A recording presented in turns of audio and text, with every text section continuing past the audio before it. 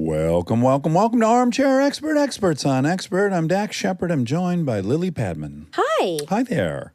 We have a very fun dancey episode today. We haven't had one like this in a bit. No. So it was really fun. And I really appreciated the education we received on the history of the Bible. Yeah. It was fascinating. It really was. Our guest today is Reza Aslan, who is a leading expert on world religions. He's also a best-selling author, a professor, and an Emmy and Peabody-nominated producer. He had a hugely popular book called Zealot, The Life and Times of Jesus of Nazareth, and he has a new book out right now on a very fascinating topic called An American Martyr in Persia, The Epic Life and Tragic Death of Howard Baskerville. Very timely that we would learn pretty much the history of Iran. Great episode. Dancey Dance. Loved Reza. Please enjoy. He's an armchair expert. He's an armchair expert. He's an armchair expert. My wife has gifts for your wife. Oh, wow.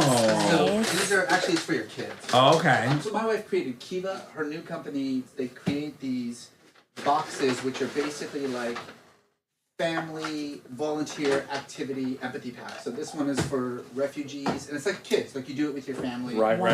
This one's water.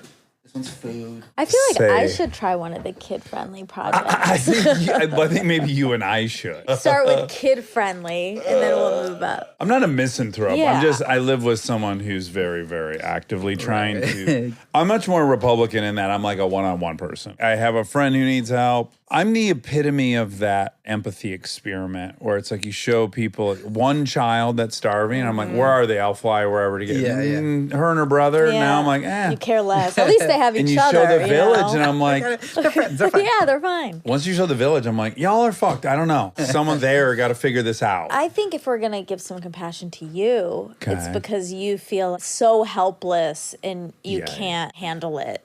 Yeah, So it's you not a have to good escape. feeling for me. The problem is, like, how do you talk about this shit to your kids without freaking them out? And also by making them feel like they can do something about it. You know, like if you're talking to your kid Sure. about global hunger and then you're like, good night, honey. Yeah. Here's what it is in a way that you could understand it. And you can actually do something about it. Here's something that you can do. You can do something at home and you can make this thing and send it to a homeless kid. It makes them feel like, oh, there's Action. problems and I can do something about it. I don't want to say it wrong, and I have anxiety. Reza That's right. Aslan. Reza Aslan. Easy I peasy. prefer that it was Reza because when I was looking, I was like, could be Reza? No. Because there's only one consonant between It's that. never Reza. It's Reza. It would be R-E-E. People sometimes say Reza, and I'm like, no, They're trying to make it I know. fancier. So the one advantage I have, and I came to America like I was, I think, 7 or 8 years old. My last name, there's like a whole genre of people who freak the fuck out because of Narnia. I was like, what are you talking about? that a I've lead never character? read these. Yeah, it's the lion, Oh. the Christ figure. You'll take anything that works, especially if you're an immigrant kid. Okay, so you have a very fascinating background. I want to go through briefly the history of Iran, Persia, because I have a really thin understanding of it. Mine really probably starts in the 70s. Sure, yeah. And as I remember it, basically there had been a British appointed puppeteer autocratic leader that was favorable to the oil industry. That's the story of most of the Middle East because most of the Middle East was colonized by Europeans. And then when colonialism ended and the white people wrapped up and left, they left behind these puppet governments, usually monarchs, who were very quickly overthrown. And most of these countries descended into military dictatorships, etc. That's the story of Iraq, basically. It's the story of Jordan. But Iran was never colonized, but it did become sort of like the staging ground for the great game. You know that phrase that you heard like in history class? No, tell me, I like it. The Great Game was sort of the principal global conflict between the British Empire and the Russian Empire. During a large swath of the 19th century and the early 20th century, these two empires basically fought for control over the natural resources of the Middle East. And Persia, as it was known back then, sort of became the primary playing ground for it. And so a lot of Persia's history, despite the fact that it was never directly colonized, there was never a white empire that showed up and kind of took over, it still was very much carved up into zones of influence. And the British and the Russian empires spent a huge chunk of the 19th and early part of the 20th century using the government. At first, it was mostly trade routes. We got to have access to the Persian Gulf. We got to make sure that we can get our stuff from east to west in a very easy way. And then at the beginning of the 20th century, the British, who had carved up the South, the British kind of had the South and the Russians had the North. The British struck oil. And then, of course, it was a Russian Revolution. And so the Bolshevik government basically said to Iran, hey, sorry for the manipulation and the destruction of your culture. We're going to let you go. All the millions of rubles that you owe us, we're going to forget all of that. Oh, wow. We're going to remove all of our troops.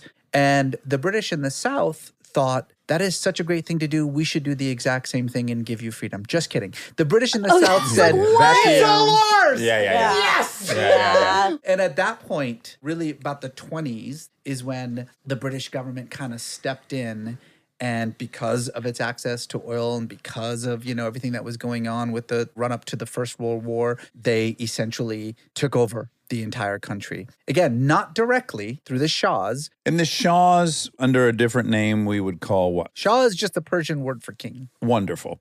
Okay, so there's a series of kings. There's a series of revolutions. There's 3 prior to 1979. So the 20th century was just a century of revolutions in Iran. It starts in 1906, the very first democratic revolution in the Middle East. This is the topic of your book, The Epic Life and Tragic Death of Howard Baskerville.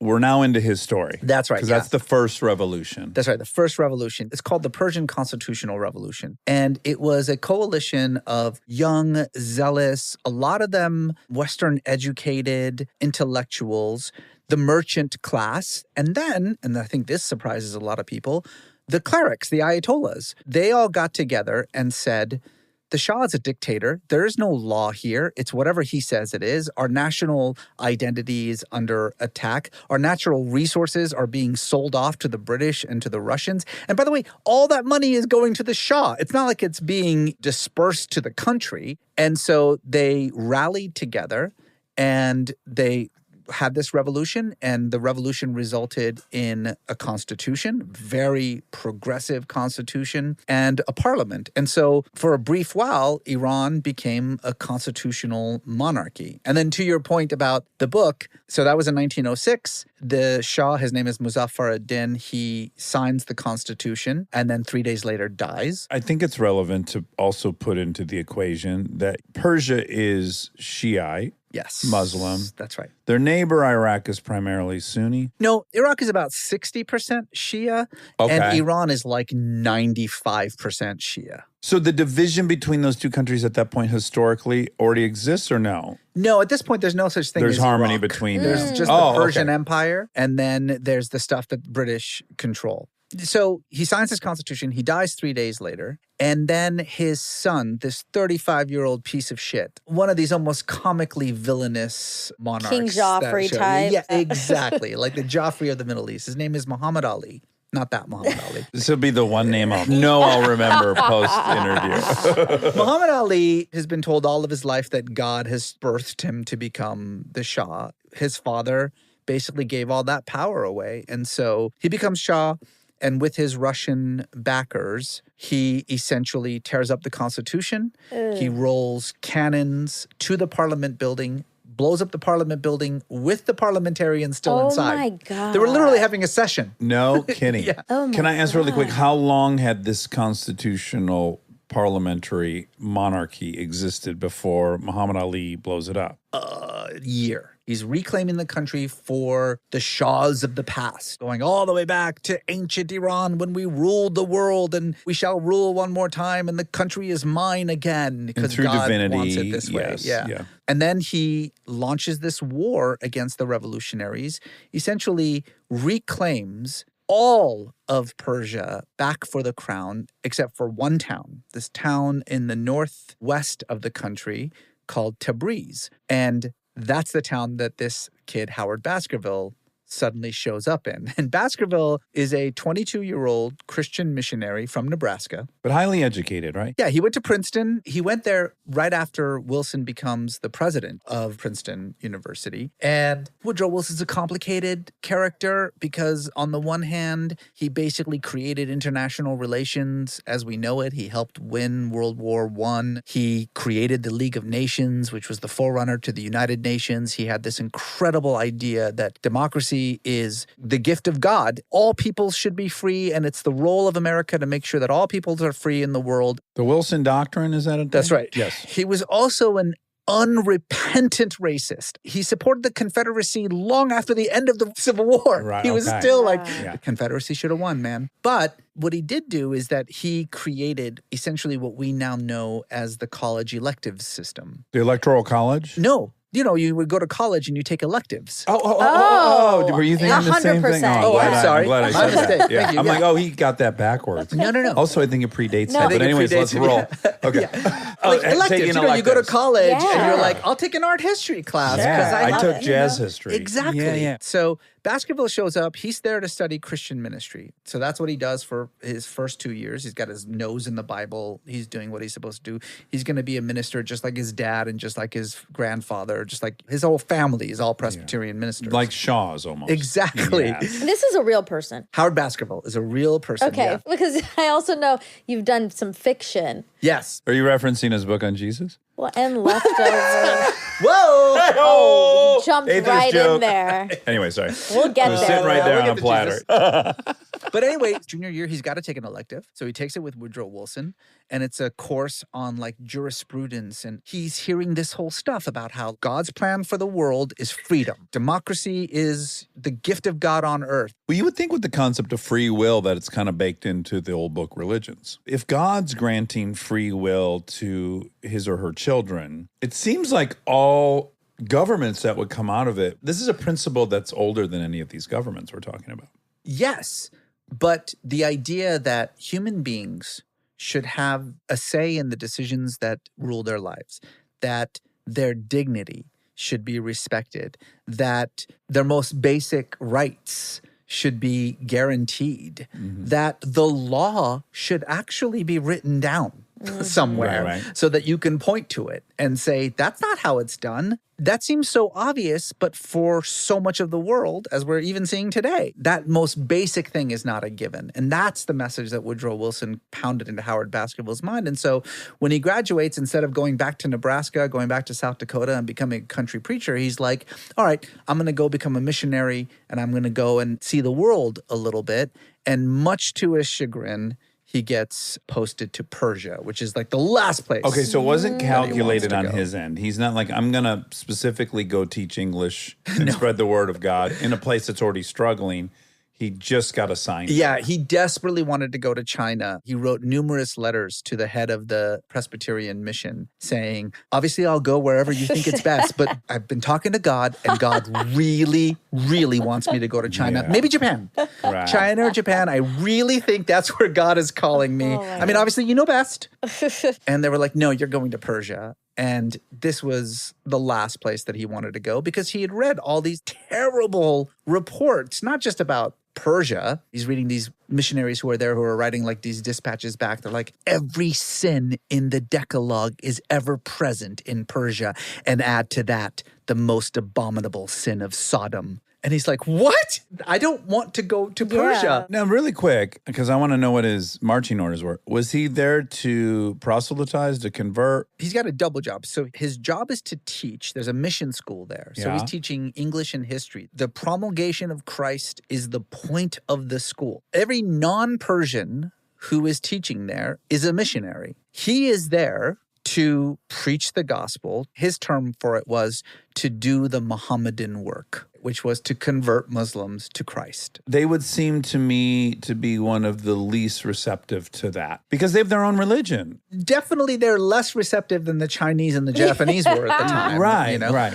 And also, at the time, such conversions were illegal. So he's like a CIA operative But at the this same point. time, this mission that he's a part of in Tabriz is this beloved mission. And it's been there for years. And the people who run it, they're called the Wilsons. Most of them were born in Persia. They refer to themselves as Persians.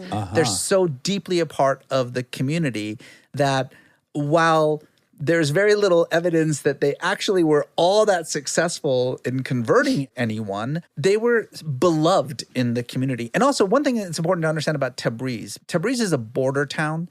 And so it's enormously religiously diverse. There are Christians there, Jews there, Muslims, Shia, it's a crossroads and Sunni. of... Exactly. Okay. There are Buddhists and Zoroastrians, the Baha'i. It's a huge Baha'i community. Scientologists sprinkled in.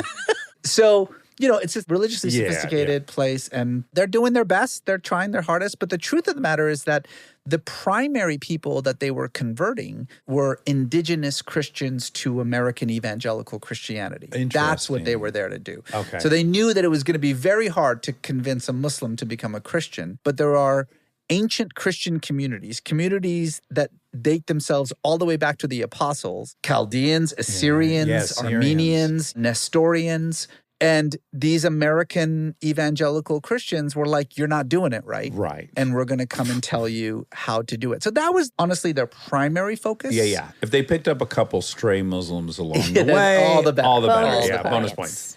So he shows up smack dab in the middle of this revolution in the town that then becomes, because all the revolutionaries flee to it, the center of the revolution against the Shah. He's there for the first year. First of all, he loves his students. His students love him. He loves Persian culture. He loves Persian food. He falls in love. With a Persian lady? Or? Well, she's American, but she was born in Persia. She's the daughter of the headmaster of the school. Perfect. He's riding horses and he's boxing and he's playing tennis and he's having the time of his life. He's like, this is the greatest Fuck job. China, fuck Japan. Exactly. Yeah. I'm having the best time ever. But it's in the midst of this incredible, unprecedented revolution. And he's young himself. 22. He's told repeatedly by the church, it's none of your business. You're here to save souls, not lives. You're here to preach the gospel. We're not here to promote politics or promote democracy. Of course, we're on the side of the revolutionaries.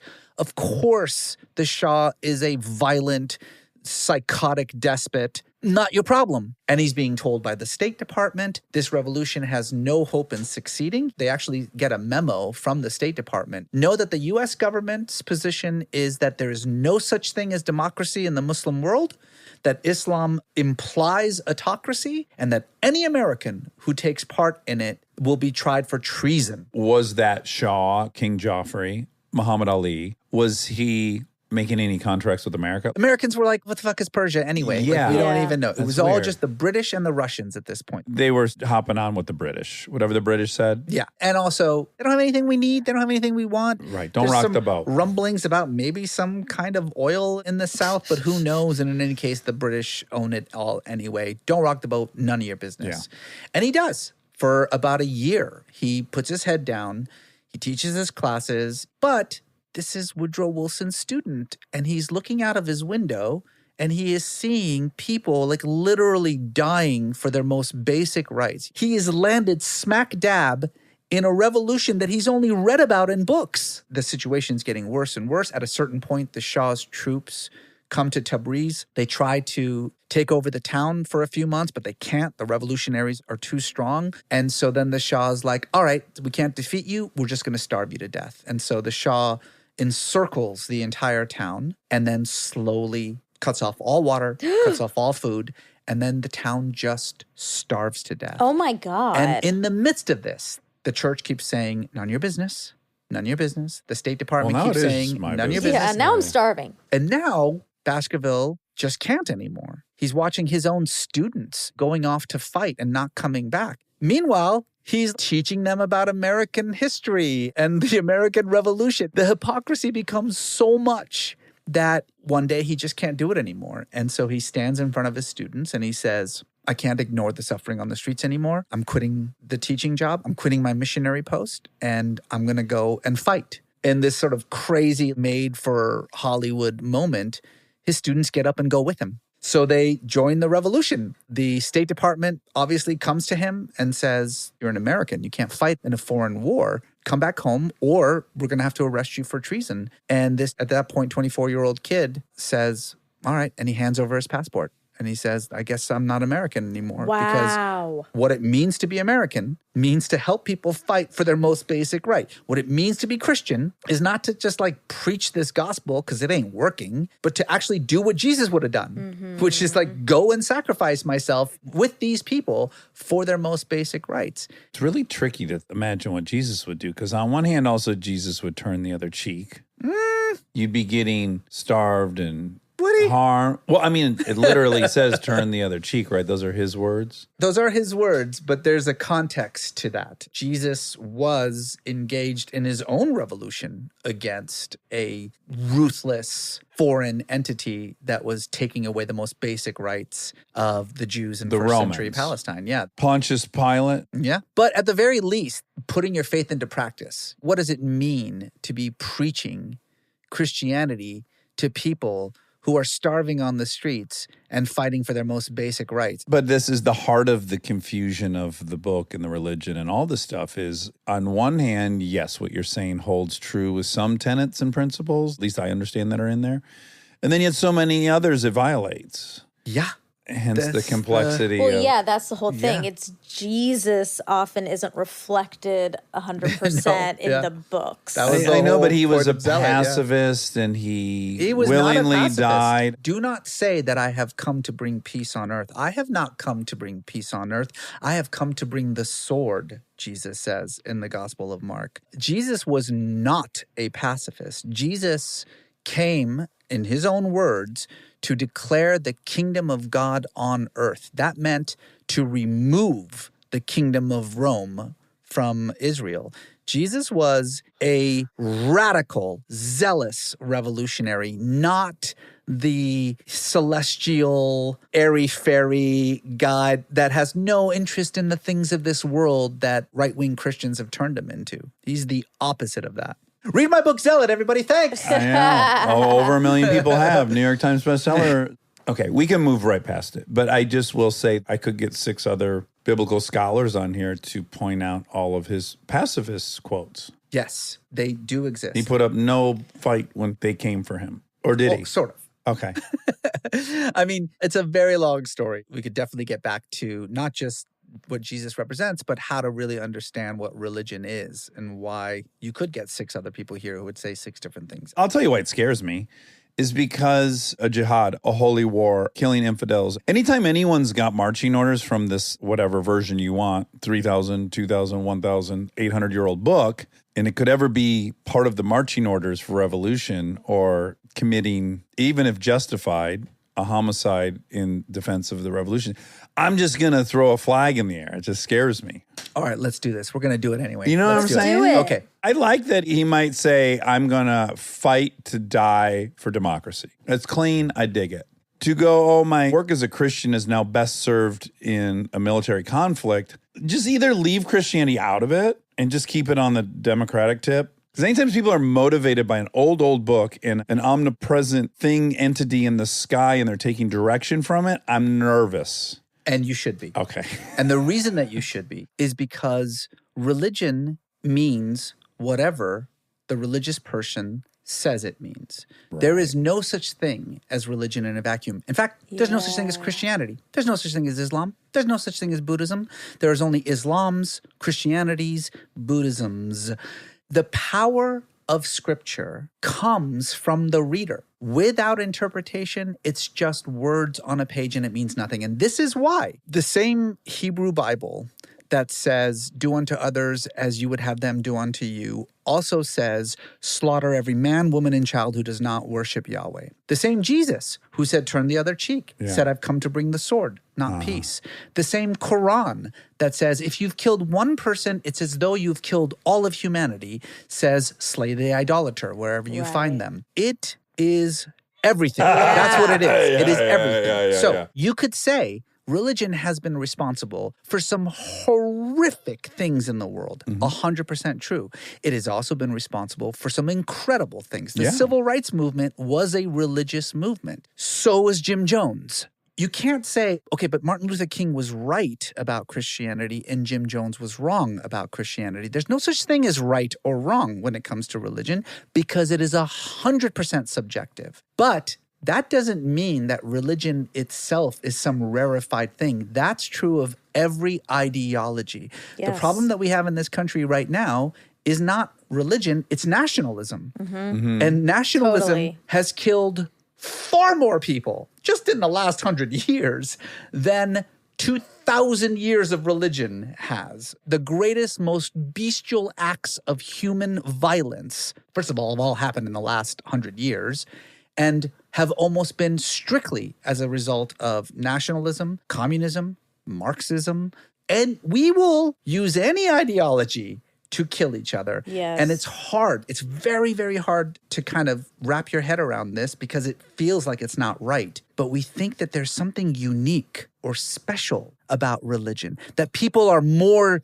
zealous about religion than they are about other ideologies. I can tell you why some of us think that. Because I can defeat Marxism. It's happened. It has proven if you're going to have a centralized government making all local decisions, it will not work. We've run the experiment now 58 different times all over every corner of the world. This idea has been put to bed. It doesn't work. You know, the Nazi movement, it has been proven Germans are not superior. You know, you can defeat ideologies. You cannot defeat faith. So it's scary. And yes, the numbers, I don't disagree. Although we got to bring in the Crusades. There's a lot of stuff we got to bring in. We got to bring in what part of nation state and nationalism is really in defense of national religion. It's very complex. But one can't defeat that ideology. It's impervious to counterfacts. It's impervious to a record of results. Unlike communism, Marxism, fascism, all these things have been defeated. Those stories played out. We're going to have other stories that are flawed, but at least we can move on from them. The one that's really scary about religion, for me, and you're an atheist, you're like, this fucking story is going to keep coming up forever. This idea that religion is going to go away one day is a fantasy. That's not how it's going to. It'll change. It's always changing. Yeah. And I will say that Mao killed tens of thousands of religious people, priests, nuns, in the name of atheism. Sure. So religion does have this kind of claim of absolutism that makes it It's non-falsifiable. difficult. Right. But it is defeatable. It's defeatable by other interpretations of that religion. In other words, religious violence can be defeated by religious peace. Religious misogyny can be defeated by religious feminism. So that's why I say, like, you can't say one is right and one is wrong. By no means am I sitting here advocating for religion. No, you're doing what I do, and I respect it. I tip my hat to it, which is like, I can be in either side of an argument to defend or criticize Scientology. Me too. I just wait till someone declares their position and I take the opposite one because I can defend both. And so I think that's very much what you're doing. And you're right. It's not the significant acts of terrorism. It's not the significant driver of world wars. That is all true. That's right. This is a great example. So Muhammad Ali Shah is starving his own citizens because his idea of God is telling him that's what you got to do because you're the leader. Howard Baskerville is putting himself in harm's way, denying everything, his mission, his citizenship, his American identity, all of that stuff, to fight alongside people he barely knows because of the same reason. And that's it. That's the stickiness and the ugliness and the beauty of faith. And it keeps me employed. I don't know what else to say. Except You have a master's and a PhD, and you know the sociology and the history. So let's sidebar this because this is really fascinating. You, of course, were raised Muslim. You converted to Christianity at 15. That's right. Evangelical, and then back to Islam. What age was that? Early 20s. Okay, so we definitely need to hear the psychology behind why all those steps Yeah. This is a good happened. sidebar. Okay. So born in Iran, so culturally Muslim, just like so many people are culturally religious. It's not a thing that you think about. There's cultural Scientologists here. I know. I'm friends with That's lots right, of them. yeah. They're like, I That's have true. 2 buckets for them. Truly, Born if you in. found it and sought it out versus you were Yeah. raised in it. I think I probably didn't even know I was a Muslim until I came to the U.S. after the 79 revolution. Came here at a time in which it was not cool to be either Iranian or Muslim. This was at the heart of the Iran hostage crisis, 444 days. And just kind of tried my hardest to pretend that I wasn't. You acted like you were Latino? Yeah, I told everybody yeah. I was Mexican. Yeah. Wow. Were you successful in pulling that off? Totally. Oh, okay, great. Totally. Yeah, no, I would just walk around going like, orale. Uh-huh. You're appropriating. Yeah, I learned how to break dance. That helped. Wow. Okay, yeah. A lot of white kids, and this is normal, don't know the difference. A lot of people Totally, thought yeah. my mom and her sisters were black. Well, like they didn't know. How about your acting coach? And my acting coach said I should play black, and that was Yeah, not yeah, that long ago. Yeah, but they don't know. It's in the 70s and in the 80s. No examples on television. You're the sole Persian neighbor they have. Yeah. Also, I grew up in Dinuba, Fresno, and so like everybody was Mexican. Yes. So it was Yes. very easy to just be like, see. But, you know, I'd always been interested in religion. And also, I lived through the Iranian Revolution. So even though I was a child, I had this kind of very visceral experience of the power that religion has to transform a society for good and for bad. So you were 6-ish, I 7? was 7, yeah. 7. Dramatic departure? It was wake up, get your shit, let's go. Because your parents would have been on the other side of it? Well, so I did come from kind of a wealthy landowning family. Those They are the got families targeted. that like lost everything. Because most of the people that ended up in Encino, that big wave. Yeah. I'm not stereotyping. No. but yeah, legitimately. We call it Tarangelus. Okay, Tarantulas. Yeah. Yeah, so Encino, that age group's pretty consistent. It is mostly kind of wealthy Yeah. Persians who left in 79. We came with nothing. We came after the revolution. Those guys came before the revolution, so they took their bank accounts with them. They saw it coming. Yeah. My dad was a hardcore commie atheist. Oh, wow. And so he was excited about the revolution. And then Khomeini showed up. After the Shah left, Khomeini came and he was like, I'm not interested in politics. I just want to be left alone. I want to go back to my family. He was in exile all this time. And my dad was like, bullshit. I don't trust a word coming out of this guy's mouth. We are leaving before they close this thing down. And an Ayatollah, so I'm clear, that's the supreme leader, Ayatollah Khomeini. He is the supreme leader. This was before there was an Islamic Republic, but Okay. yes. So Ayatollah is just a title. It's like a level that a Shia cleric reaches. And Right. Ayatollah, Is it the Pope? no, there is Okay, no it's such like a thing cardinal. as, or maybe a bishop, because there's a Grand Ayatollah. Oh, Grand Ayatollah is the cardinal, that's the and hot shot. Ayatollah is the bishop. But crucially, in Islam, there is no pope. There is no singular authority. And that was by design from the beginning. When the Prophet Muhammad died and it was time to find someone to replace him, there was a conscious decision made that that person would have no religious power whatsoever. They'd have to be divided, the power. Yes. Islam invented the division of religion and politics. That had never existed before. Khomeini's sort of genius idea was we should create the perfect society. And Shiism, like Christianity, is a messianic religion. So there's this idea that like a messiah figure will come at the end of time and build the perfect society. And interestingly, this idea exists in Christianity too. It's called millenarianism. But Khomeini had this idea. It was like, look, instead of sitting around waiting for the Messiah to come and build the perfect society, we should build the perfect society, then the Messiah will come. Sure.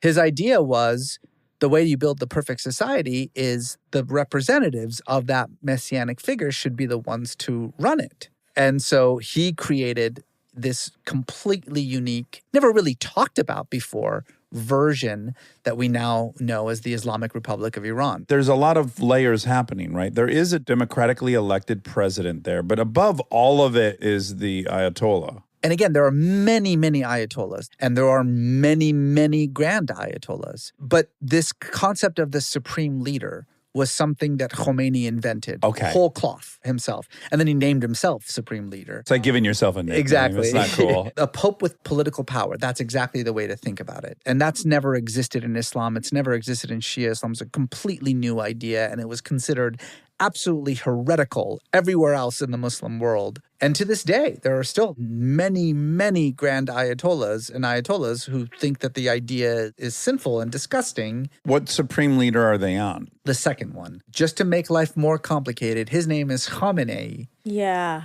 not Khomeini, Oh, come on, but guys. Khamenei. No relation. But there's whatsoever. another name. It's 3 words, right? Well, his first name, but we just call him, the Ayatollah Khamenei. Okay. So right now, am I right, though, that there is a supreme leader in Iran currently, but then there is a democratic government. There is a government that's elected. There is a legislature. There is a judiciary. Ahmadinejad was the president. He had been elected by the people. Yes. Yes. The elections aren't exactly what we would call free and fair. You do get a choice of candidates, but that choice is vetted by the supreme leader. But it's still a choice. It's still 4 or 5 different people, but it doesn't matter because the president and the legislature and the judiciary can do whatever the hell they want to, but the supreme leader has veto power over everything, and the supreme leader is also crucially the commander-in-chief. Oh, wow. And there's 2 different police forces there? Right. So there's an army, and then it also has a police force, just like you would normally have. But there's this third group in Iran This is what's called happening the right now. Revolutionary Guard. This is the morality police? Morality. Well, no. The morality police is just a completely different part of it. So Separate. the Revolutionary Guard, again, doesn't really exist anywhere else. Here's what happened in 1979. The revolution started in 77. The thing that made it succeed is that eventually the military switched sides. And the military basically was like, you know what? We're with the revolutionaries. The Shah's got to go. And that's when it was over. Right. When Khomeini became the supreme leader, he remembered that. And he was like, we need a separate military. A military whose sole purpose is to essentially function as my personal bodyguard. Right. And this is the Revolutionary Guard. And he gave the Revolutionary Guard enormous power and leeway. Now, this goes to the complexity of the situation in Iran. In those 40 years, the Revolutionary Guard has become not just the most powerful force in Iran, but far more powerful than the supreme leader. Far more Oh, powerful. wow. Oh. And do they have like a singular general that's Yes, popular? they do, yes. And does he keep getting rid of those guys? No, but they are a military intelligence apparatus. It's like if our FBI and our CIA was one unit. But also, they control a lot of industry. They've become enormously wealthy by monopolizing industry, like the concrete industry. They're a mafia. So they're plutocrats too. And they're very smart about staying in the shadows as much as possible. They know that it's the patina of piety, the patina of the supreme leader that keeps shit in control. But Iran watchers know that at this point, the clerics are just fucking puppets. That this mafia / military / intelligence / police force is running the country. Do they have a charismatic leader? No, and they don't don't. need one, and they don't want one. They don't want a head on the snake because then you can cut off the head. That's right. And it doesn't really matter for them. And the other thing It's a that's cell important to organization. understand about the Revolutionary Guard is that not like they're particularly pious. There's this whole argument being had right now. We should let women wear whatever they want to. The Revolutionary Guard would be perfectly happy to let women wear whatever they want to as long as they just shut the fuck up And stop and go back causing- home. Yeah. Stay tuned for more Armchair Expert, if you dare.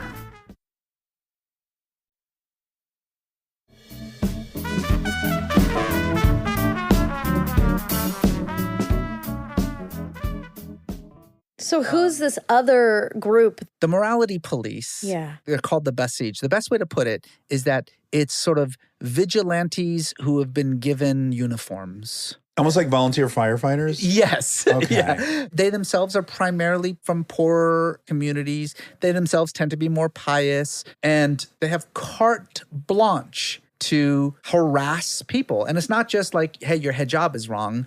It's if they see a tattoo or you two are sitting too close to each other. Yeah. Nobody's in charge of them. Honestly, there's no other way to put it except that it's just like a bunch of kids who have been empowered by the state to harass people. So the state is, quote, managing. They're empowered by the government. Right, okay, The that's- government says, this is our morality. And then they empower these brown shirts. They can't arrest you, but they can detain you. They can harass you. 90% of the time, you just hand over a $5 and say, go fuck yourself. So this woman that right now has led to all these demonstrations, she had been taken into custody, correct? Right. So what they can do is call upon the authorities to Okay. come and take you, or they can detain you, or they can take you to the prison or a holding place so that the police can then deal with you. But they themselves are not They're police, citizens arresters. You know?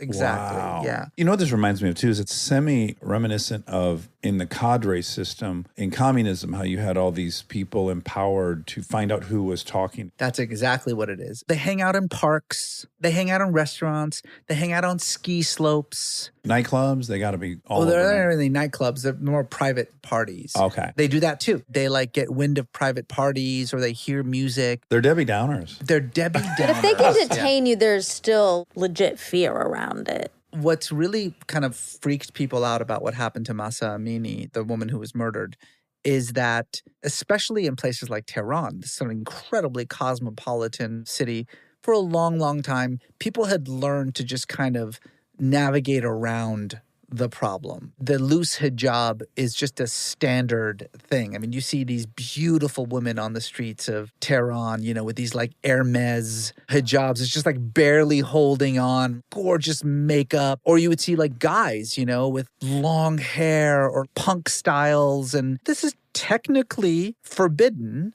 And yes, they would get harassed a lot. But like I said, you learn to navigate around that. And so much of this is just about giving the right bribe. And also, a lot of these videos have been circulating on social media. A lot of people would just fight back now. They'd say, like, fix your hijab. And they'd be like, go fuck yourself. Don't tell me what to do. Don't touch me and all that stuff. Over the last year or so, however, with the election of this new president, Ibrahim Raisi, with the end of the nuclear accords, which really began to open Iran up. And there was this huge amount of hope for Iran with the absolute collapse of the economy in Iran. I mean, you got half the population living under the poverty line. You have 50% inflation, you know? I mean, we're like bitching about 5% inflation here. In this kind of moment of instability where like the government is hugely unpopular, it's these kinds of things, these little, let's ratchet up the morality. Yeah. Let's remind them who's in charge. Yeah. And so a lot of Iranians have been saying that over the last year, it's gotten worse. The harassing's gotten worse. You're not able to get away with it the way that you used to be able to get away with it. And what happened to Mahsa Amini was sort of the last straw. It was like that moment where it just absolutely opened the floodgates. Critical mass. That's exactly the way to think about it. Yeah. So I don't mean to make light of the morality police. They are a huge, huge problem in Iran, but they're more just a terrible nuisance than they are the Gestapo. Right.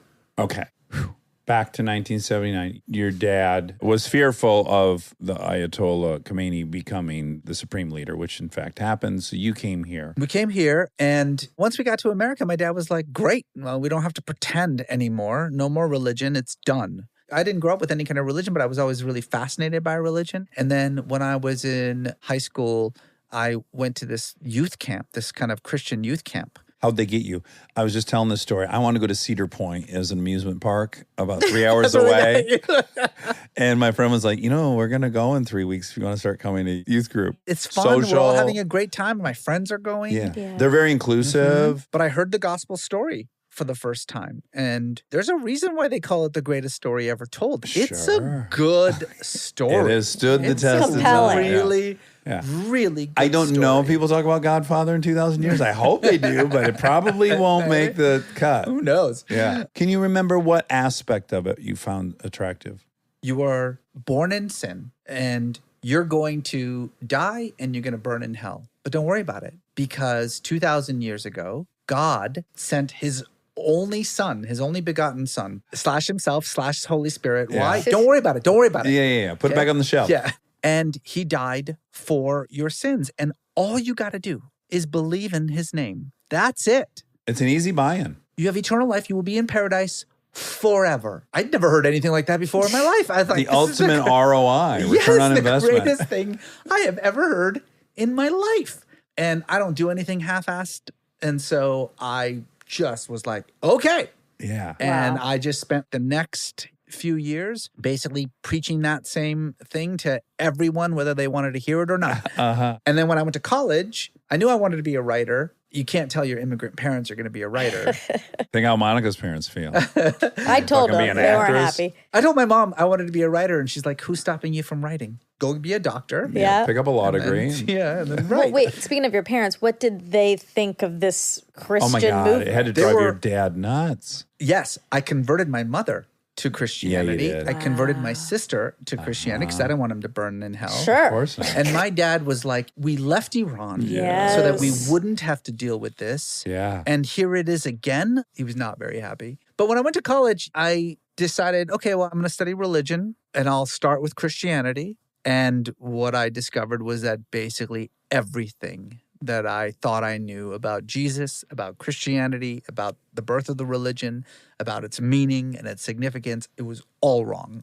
I learned who the historical Jesus was, not the Christ, the actual illiterate, uneducated, impoverished peasant who led a revolution Yeah. against the world's most powerful empire. And that guy was so much more interesting. I'm with you. I could jump on with people being super fascinated by Jesus Christ because minimally, here's a guy who did not build a single temple in his honor. No, he didn't erect anything. He didn't pass anything on to a future generation. This person's the most charismatic person to ever walk on the planet, arguably. Absolutely, yeah. That's fascinating. A real human that lived here that you and I are fucking talking about 2,000 years later, and I'm passionate about it, and you're passionate. That's wild. Taking nothing away from the Prophet Muhammad. The truth is, Jesus and Muhammad had an enormous amount in common with each other. Muhammad Sure. also was confronted with an absolutely intolerable situation in which you were either very rich or you were everybody else. He saw starvation and he saw marginalization and oppression,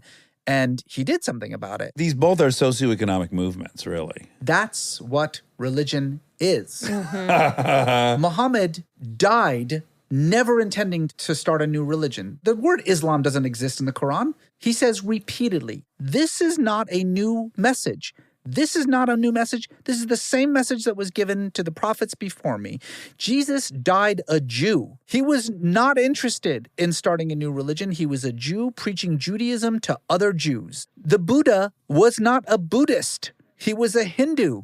He was a Hindu preaching Hinduism to other Hindus. What they were focused on was cultural and social and economic change. Did Muhammad not create the 5 pillars? Who created the 5 pillars? His followers, the Oh, next they all did generation. that. Nowhere in the Quran is it like these are the 5 pillars, Okay. you know. Same with Christianity. Jesus died. He didn't write any books. He couldn't read. Right. Or Yeah. write. Yeah, neither could any of his followers. 98% of Jews were illiterate Yeah. in Jesus' time. You know who wasn't illiterate was the Greeks Pontius and the Romans. and the gang. And they're the ones who created Christianity.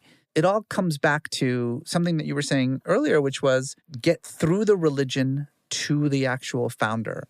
And the chasm between Muhammad and Islam, the chasm between Jesus and Christianity is enormous. I have a very good friend. We go to the same AA meetings, and I'm regularly in a social situation where he is trying to relay this great, profound thing he heard in the meeting, and I was also in the meeting. And I hear his version of it, and I'm literally thinking like, well, A, there's no way these people are finding this that inspiring.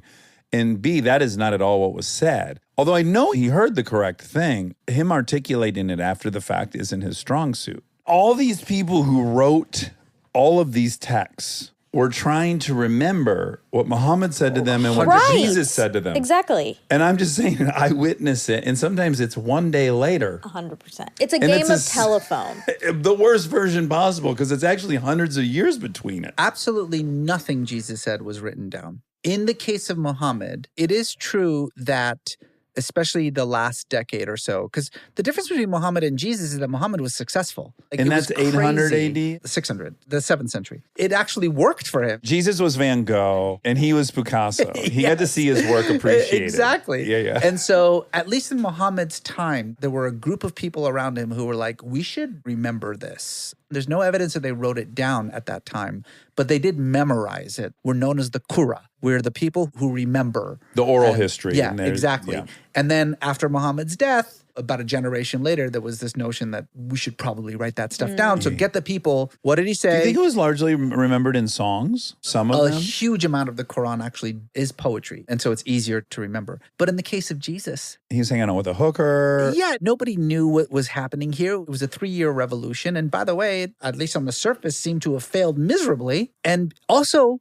Jesus said very clearly, I'll be right back. So Jesus' early followers got rid of all their possessions and moved into the temple and waited. It was only after they started to die that people were like, you know what? We should probably write this shit down. Right. So the first words ever written down about Jesus, he dies in the early 30s, were in the mid to late 50s. So at least, 25 years or so. I had lots of great classes at UCLA, and there's not a chance in hell I could get anything above 10% right of what someone said. Better there. yet, if it was you and your buddy, you would have two completely different views. Oh, yeah. You and which your is siblings, why- right? Don't you remember exact same events Exactly. differently? Yeah. That's why there are dozens of gospels. Even the 4 that we have in the New Testament, Matthew, Mark, Luke, and John, they're all over the place. What were the first words written? The first words written about him were actually by this guy named Paul. He's known as the Apostle Paul. Never knew Jesus. Never met him. Never met Jesus. He was a Pharisee. He was a Roman citizen, a Greek speaker, highly intelligent. Long after Jesus died, he claims to have had this spiritual experience in which he comes face to face with the risen Jesus, and he starts receiving all this message from Jesus about what his ministry was about. Meanwhile, the actual disciples are a bunch of illiterate peasants Right. in Jerusalem. And they got to be aging at this point. They start hearing these rumors about this Pharisee who's going around saying he's getting messages Oh, wow. from the risen Jesus. And they're like, I'm sorry, what? Yeah, bro. So this is in the book of Acts. They summon him to Jerusalem and be like, what the hell are you saying? And what Paul is saying is insane. Paul is saying Jesus isn't a man. He's pure God. He's made of light and he's eternal. Before the world began, when Adam and Eve disobeyed God, they got original sin. There's no such thing as sin in the Old Testament, and there's no devil. There's no such thing as the I know devil. that the Jews don't have a devil, Yeah. which is and great. the snake is just a snake. That's Okay. all the snake is. Sure. But Paul is saying, no. It wasn't a snake. It was the devil. And that's when sin came in. Oh. And we're all in sin. And Jesus died to wash us of sin. If you believe in his name, then you will go to heaven. You will become a new genus of person. So the thing that you liked, Paul came Yeah. up with off the dome. Or what we now call Christianity. 100% Paul's imagination just makes this thing up. Sure. And Paul says, forget about Judaism, forget about the law of Moses. None of that matters anymore. You don't need to be circumcised anymore. You don't no have more to do. covenant with Yahweh. Anyone can become a Christian now. So the disciples hear this, including Jesus's brother, James, hear Wait, this. he has a brother? He has 4 brothers. Yeah. Really quick, the manger he was brought into. He must actually be the son of Mary. Or no, Yes. is that yes. He is the son of Mary. No, Right, He was not but- born in a manger. He was not born in Bethlehem. Okay. He was born in Nazareth. And she wasn't Okay, a hold on. virgin, Well, hold on. obviously. I'm just trying to make both things work. Even for the folks who believe that Mary was a virgin, do they know Mary went on to have 3 more sons? Yes, this is before there's any such thing as virgin birth. This is before a gospel is written. This is before any story about Jesus is written down. This is before anything about Jesus is written down. What birth order was he? Jesus was first, James was second. Okay. Paul's out there saying Jesus is pure light and all this stuff. And James, who's in charge of Christianity The estate. after Jesus' death, summons Paul to Jerusalem and be like, what the hell are you talking about? Stop telling people this stuff. That is not true. We are Jews, and you have to become a Jew if you want to join our movement. They do have this very long debate. It's very funny because it's in the book of Acts in the New Testament about the circumcision thing. And eventually James concedes, fine, you don't have to cut off the skin on your penis if you want to become part of us. We get how that could be That was a Paul's real big barrier of entry. that could be a real deterrent. Yeah. Yeah. But everything else, we're Jews. This is Judaism. Stop calling it something else. Had he named it yet? No, but Paul is the one who starts calling Jesus the Christ. Okay. Now, Christ is just the Greek word for Messiah. All the disciples thought that he was the Messiah, but Messiah means something completely different in Judaism. Messiah just means the guy who reestablishes the kingdom of David on earth. Right, because the Jews believe in a Messiah. They just don't believe Jesus was the Messiah. They're still waiting for the Messiah. Yes, they're still patiently waiting. Paul was like, no.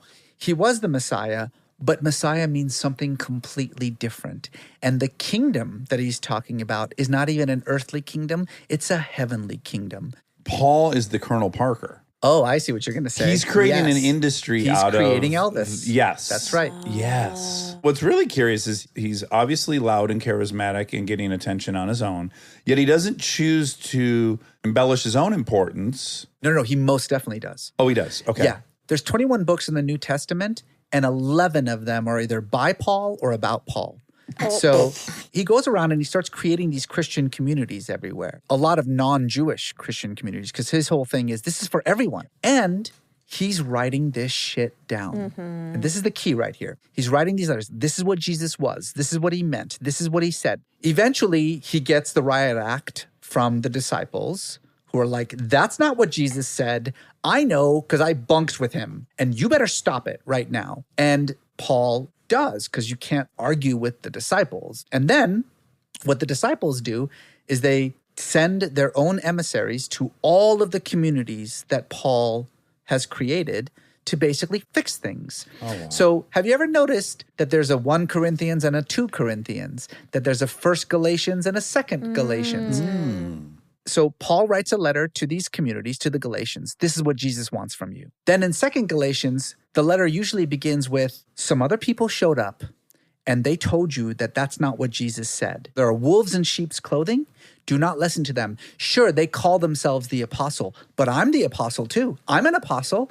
They were chosen by Jesus. Sure, I'll give you that.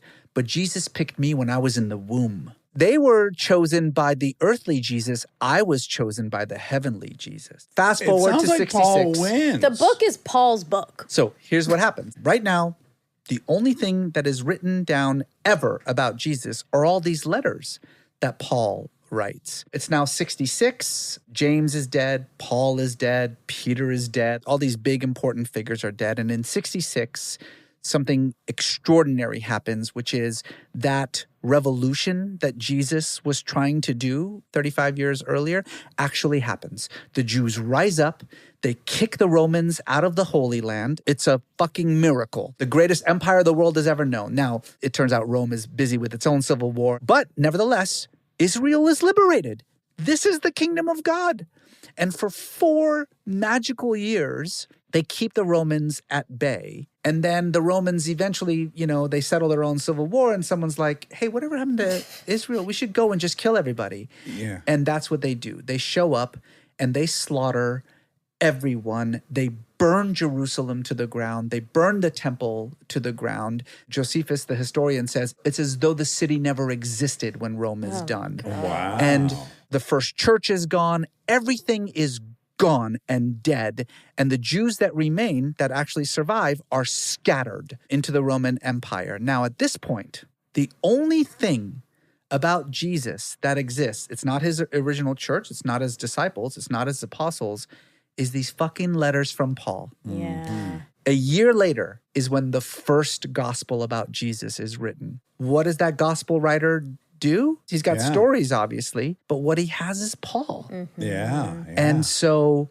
this thing that Paul invented, this thing that he got excoriated for by Jesus's followers, happens to be the only thing that exists. Well, and that becomes Christianity. Okay, now I got a really radical pitch for you. You're not going to like this. Is Paul not perhaps the most charismatic man in history? Because really, we're not actually obsessed with Jesus. We are obsessed with Paul's imagination of Jesus. So is it not Paul, perhaps, that created a story that has stood the test of time more than the man Jesus Christ? Here is honestly the primary difference between Paul and Jesus. What Jesus is preaching is unpalatable. It's impossible. Jesus is preaching the reversal of the social order. Blessed are the weak, the meek, the powerless, the poor, woe to the rich and the hungry. We're like, how do we know that's a quote if only Paul's written the shit down? Okay, there is this thing called Q, and it's a document that we don't actually have access to. But what we do know is that these 4 gospels were written miles apart from each other by people who did not know each other or have any connection with each other. But strangely, there are these similarities in all of them. Certain things that Jesus says in every one of them. What we know is that that indicates that there must have been a kind of Jesus's greatest sayings. Now, the thing about Paul never ever quotes a single word that Jesus ever said because he was not there and he didn't hear anything. He never quotes a single thing that Jesus ever did. Paul is just talking about himself and what he thinks this religion is supposed to be. But the radical nature of what Jesus is envisioning is a world in which the top and the bottom switch places, not in which we're all equal. Woe to you who are fed, for you shall go hungry. The first shall be last, and the last shall be first. That's not, we're all the same, we're all get together. That's not redistribute the wealth. No, this is punitive. Paul says Jesus couldn't care less about anything of this world. It doesn't matter. Rich, poor, Jew, Gentile, we're all the same. All you got to do is believe in his name. You don't have to cut off the thing at the end of your penis. You don't have to eat kosher. You don't have to do anything. All you got to do is believe in his name. That is a very appealing version of this. And so Greeks and Romans and Russians, everyone is like, this is what I want. And so the same empire that killed Jesus 3.5 centuries later becomes Christian. Yeah.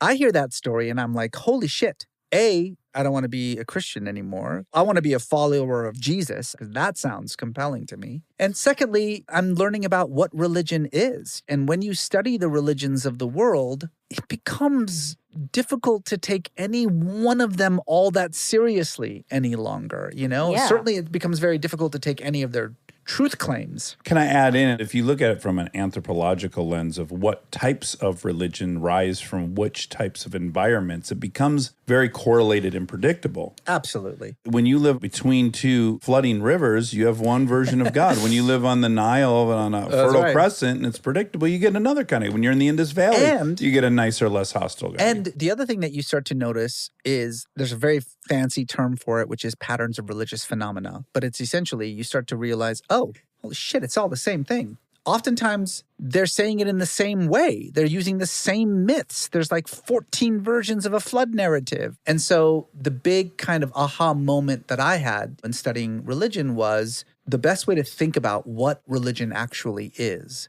It's a language made up of symbols and metaphors that allow you to communicate what is fundamentally inexpressible. That feeling that you can call it whatever you want to. Faith, transcendence, ultimate reality, being. There's like a million words for it. But that thing about being human, it's hard to talk about that stuff. Religion says, here's a language, use it. And what I decided that I was going to be was the universal translator. I'm going to learn all these languages, and then I'll be able to say to people, you're saying the same thing. But you have anchored into Islam. So how did you decide? I'm both an expert on religion, but I'm also a person of faith. I do believe in God, though my definition of God is probably different than a lot of other people's definitions. I do believe that there is a transcendent reality. And when I talk about faith, I make sure that I'm always talking about it as a form of emotion, because that's what faith is. Faith is an emotion, like love. If someone tells you, like, describe love,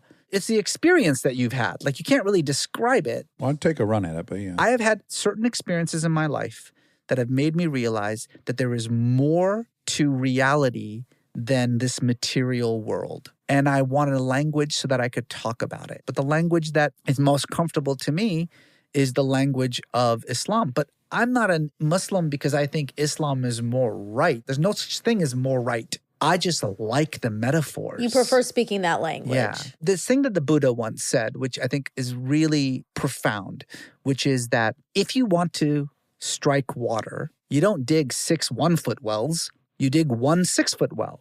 Islam is my 6-foot well. But what the Buddha meant was, Okay, that's your well, but the water is the water that everybody's drinking from. Like, just pick a fucking well. The well is not important. It's the water that's important. Yeah. But get your own well. I think that's what's animated my spirituality and my sort of academic and intellectual pursuits. That was a party. Cool. We can cut this if you want. And I don't know the details of it. I just know because we've had our own experiences with Sam Harris. You two have We have a a thing. history, We have a right? Oh, you do? Yeah, There's we a have whole thing. Oh, I don't know about that. It goes back. Yeah, I'm curious. Can you just tell us what's been going on? My problem with Sam is that he has what I think is an unsophisticated view of what religion actually is. He can find something bad about religion and be like, well, there you go. You know, and I'm like, yeah, that's true. And there's good, and some people are bad, and some people are good. I think Sam has a difficult time with this notion that scripture without interpretation is words on a page. He thinks, and I think a lot of people would agree with him, that people derive their values from their scriptures. And that is absolutely false. People do not derive their values from their scriptures. People insert their values into their scriptures. Well, the scripture itself is a projection of man. The scripture itself begins as a projection of man. Yeah. And you put a projection on a projection. Yeah. That's Yeah. what you are doing. If you're a misogynist, I can give you a dozen verses in the Bible that will support your misogyny. If you're a feminist, I can give you a dozen 6. verses in the same fucking Bible Yeah. to support your feminism. It's about who you are and what you bring to the text. And I think that Sam and Dawkins does this too. They think that religious people are robots and the text is software. Is their code, yeah. Yeah, the text says, do this, and they go and do that. And it's a very unsophisticated Yeah, way it's of more thinking about nuanced it. than that. But then if you can garner whatever you want, why do you need it? We can do this. Yeah. Oh, All right, yeah. okay. I'm having a blast. So, religion is a man-made phenomenon. It was created by human beings, and we can trace it with some measure of confidence to about maybe 11, 12, maybe 13 or 14,000 years ago, but really not much further than that. Faith, which is this fundamental belief that the mind and the body are separate and unique, that there is a reality that is beyond what my empirical senses can see. Faith is a weird word, so I use the word religious impulse. The impulse towards religious thinking is evolutionary and biological. We can trace the religious impulse hundreds of thousands of years. We can trace it in Neanderthals. We can trace it to before Homo sapiens existed as a species. And we know, cognitive theorists have proven that whatever that impulse is, it is evolutionary and universal. And that means it has existed in all places, at all times, and as I say, even before we existed. Stay tuned for more Armchair Expert, if you dare.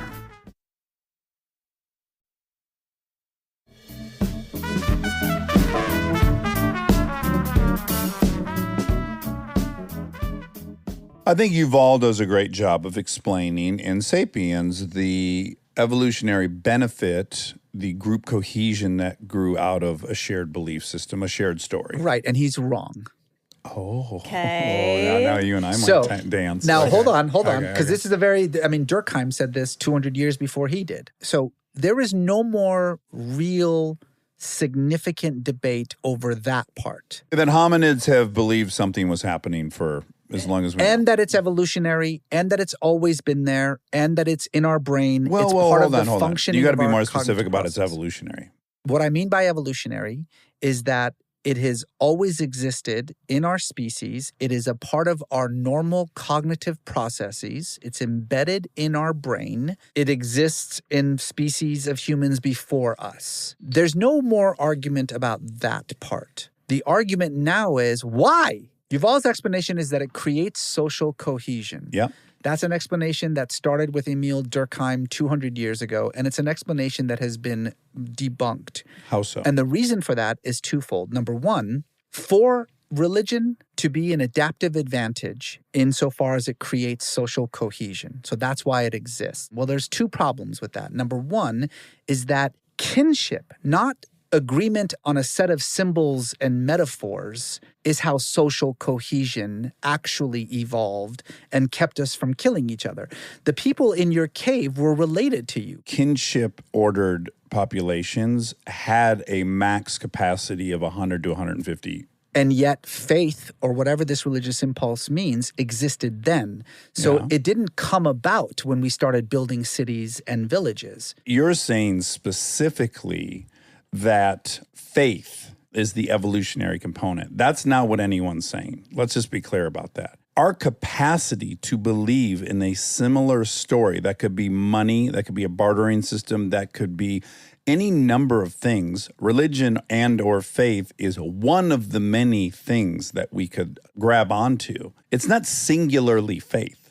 Right. But the reason that I'm saying that the social cohesion argument as the answer for why we have the cognitive ability for this, the reason it doesn't work is that by the time religion or the religious impulse, whatever it is, actually comes in play and becomes useful as a form of social cohesion, it's existed for 100,000 years already. So 100,000 years before there was any need for social cohesion, we have archaeological evidence, material evidence of the existence of what we would now refer to as What's some that kind of evidence you're ceremony. saying is over We have 100,000 grave years? sites that show clear ceremonial aspects to it, meaning that there was an idea that whatever this world was, it continues. So you need your this But and you you're- need your that. You're imposing a lot of thoughts on those. I have archaeology classes. I know what's in those sites. They're also elephant grave sites, and they bring things. And there's no reason to think that elephants don't also have that higher But you're capacity. making, I think now you're making the religious leap. Well, which hold is on, you're 'cause I'm gonna you're keep going. supposing a lot about what the elephant's motive is, and you're supposing a lot about what the human motive was at that point. You're 100% right that there is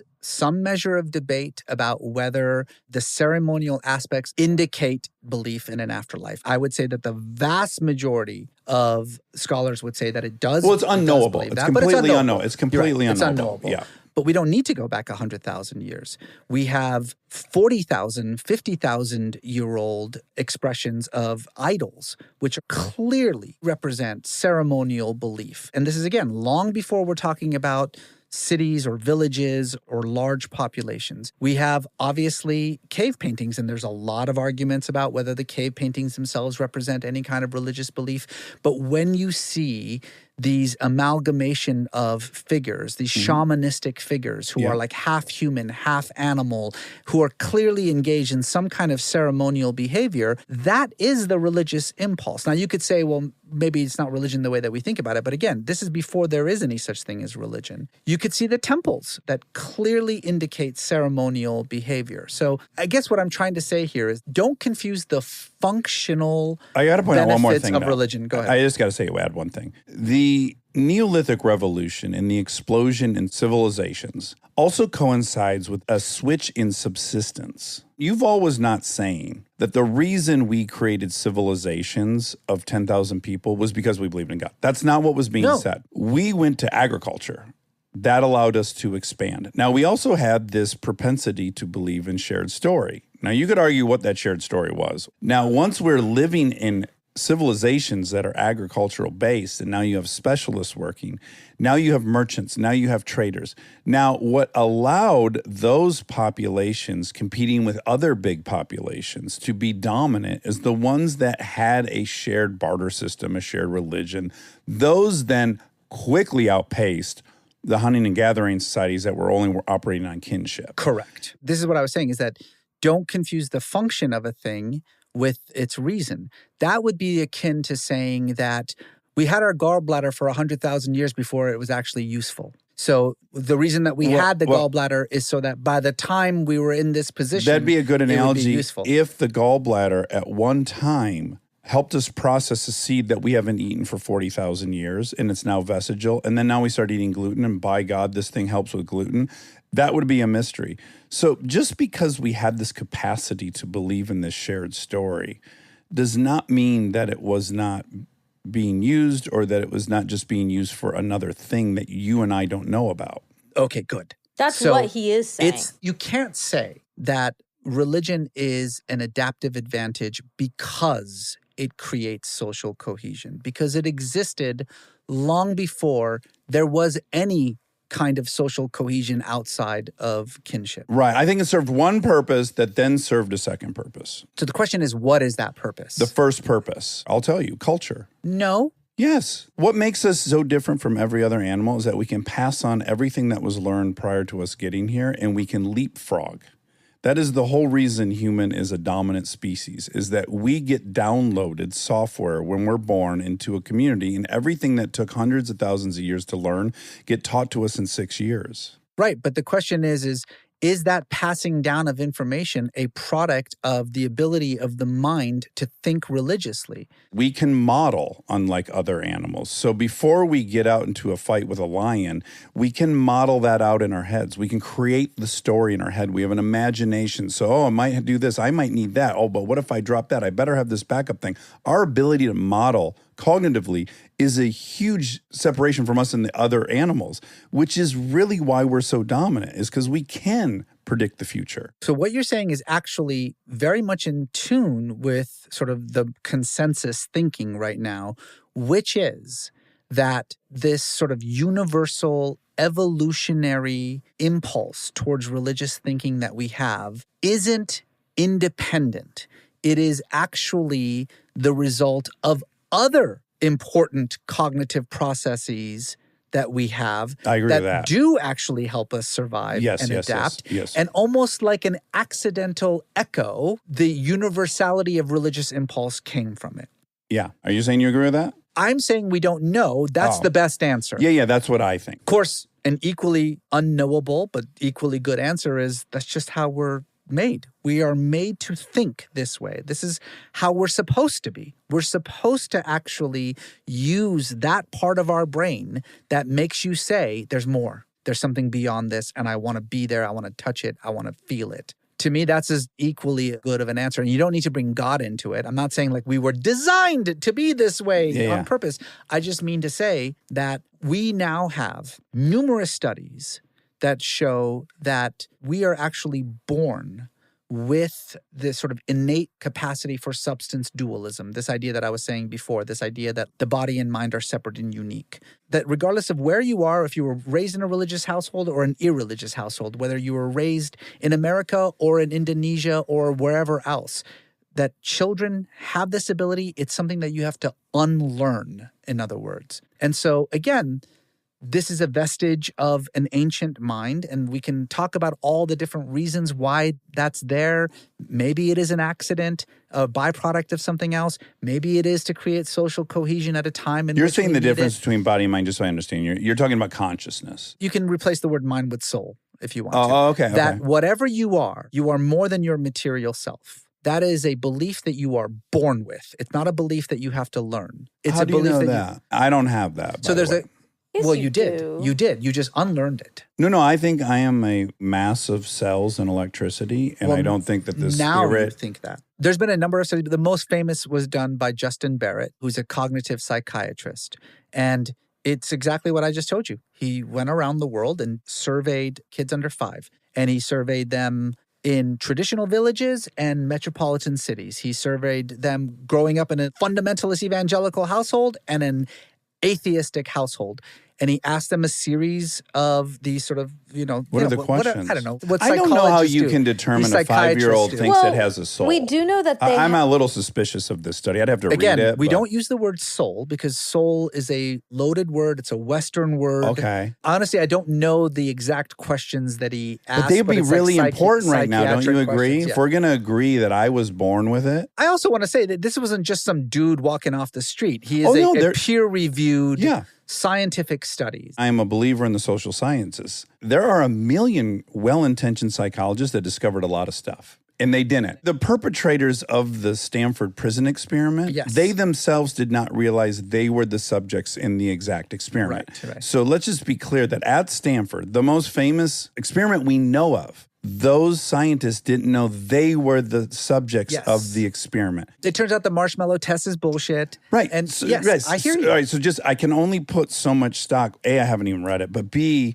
it's quite possible that this person had a theory about humans and he devised some questions. I would have to know the questions. We do know that kids have more of the chemical release that like you get when you do shrooms. Yeah, they haven't formed completely this division in their brain. Yeah, so they do believe we're more of a oneness. We do know that about kids. We know that the hardware that creates ego and self Yeah. isn't formed enough to have a sense of ego Let's and put it self this like way. we have.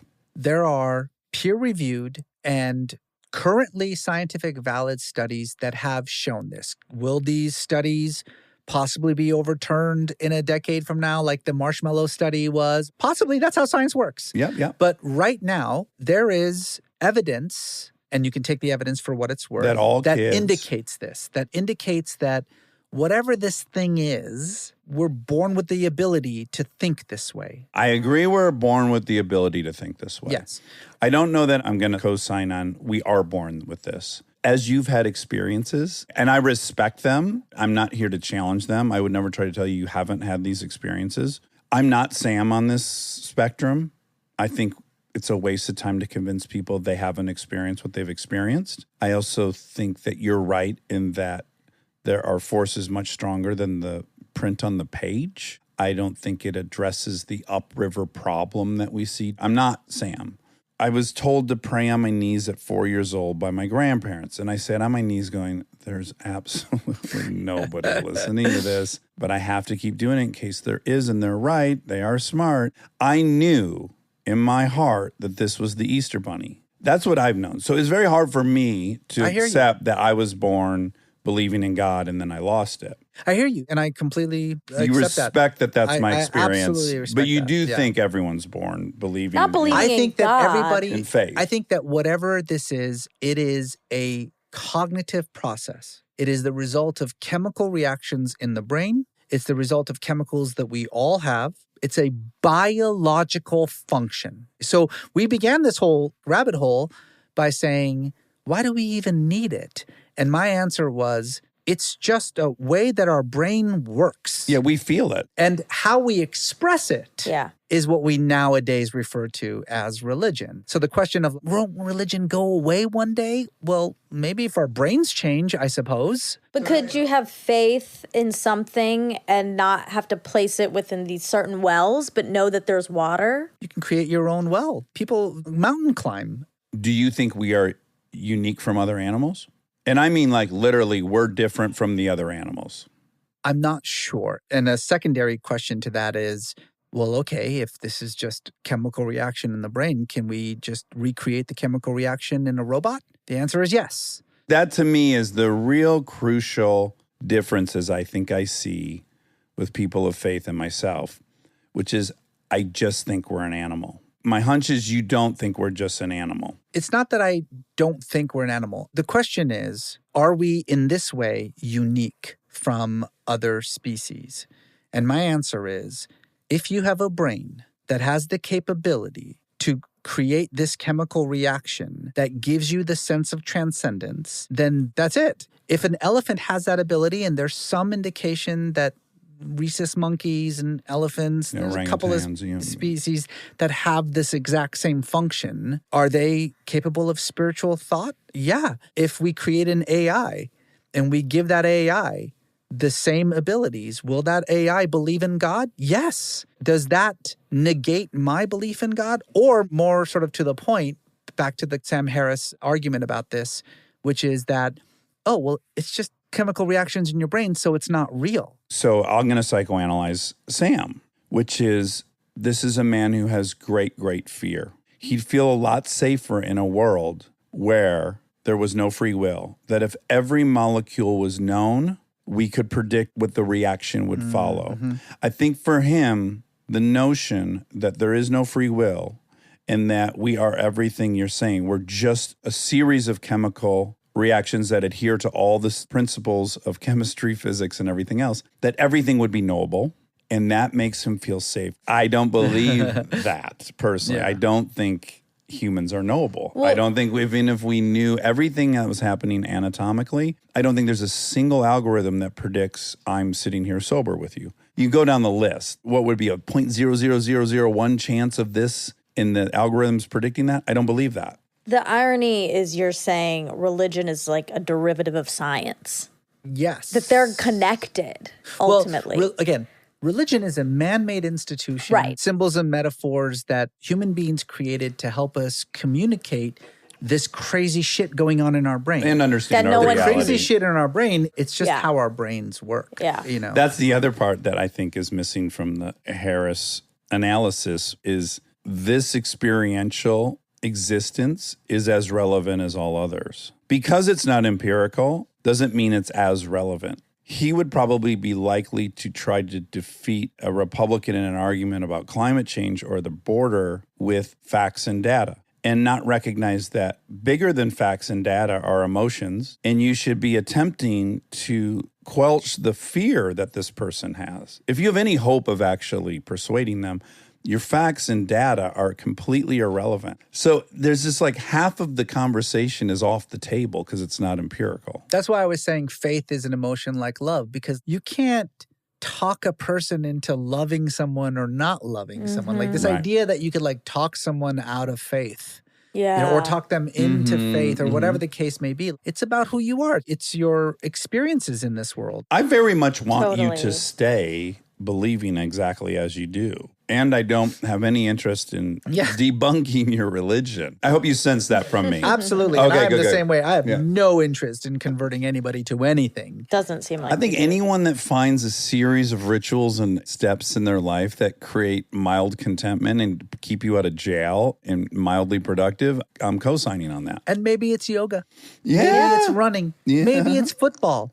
Maybe it's Judaism. Yeah. This is the great irony of my particular field. There is no universally recognized definition for religion. Like, I am an expert in a field that has no definition because we don't know. There's no definition of religion that we all agree on. That's replicatable. And by the way, for hundreds of years of the study of religion, most of it has been what is religion. Okay, Yeah. great. And I hope you don't feel like we wasted all your time when we could be talking about our good man, Howard Baskerville.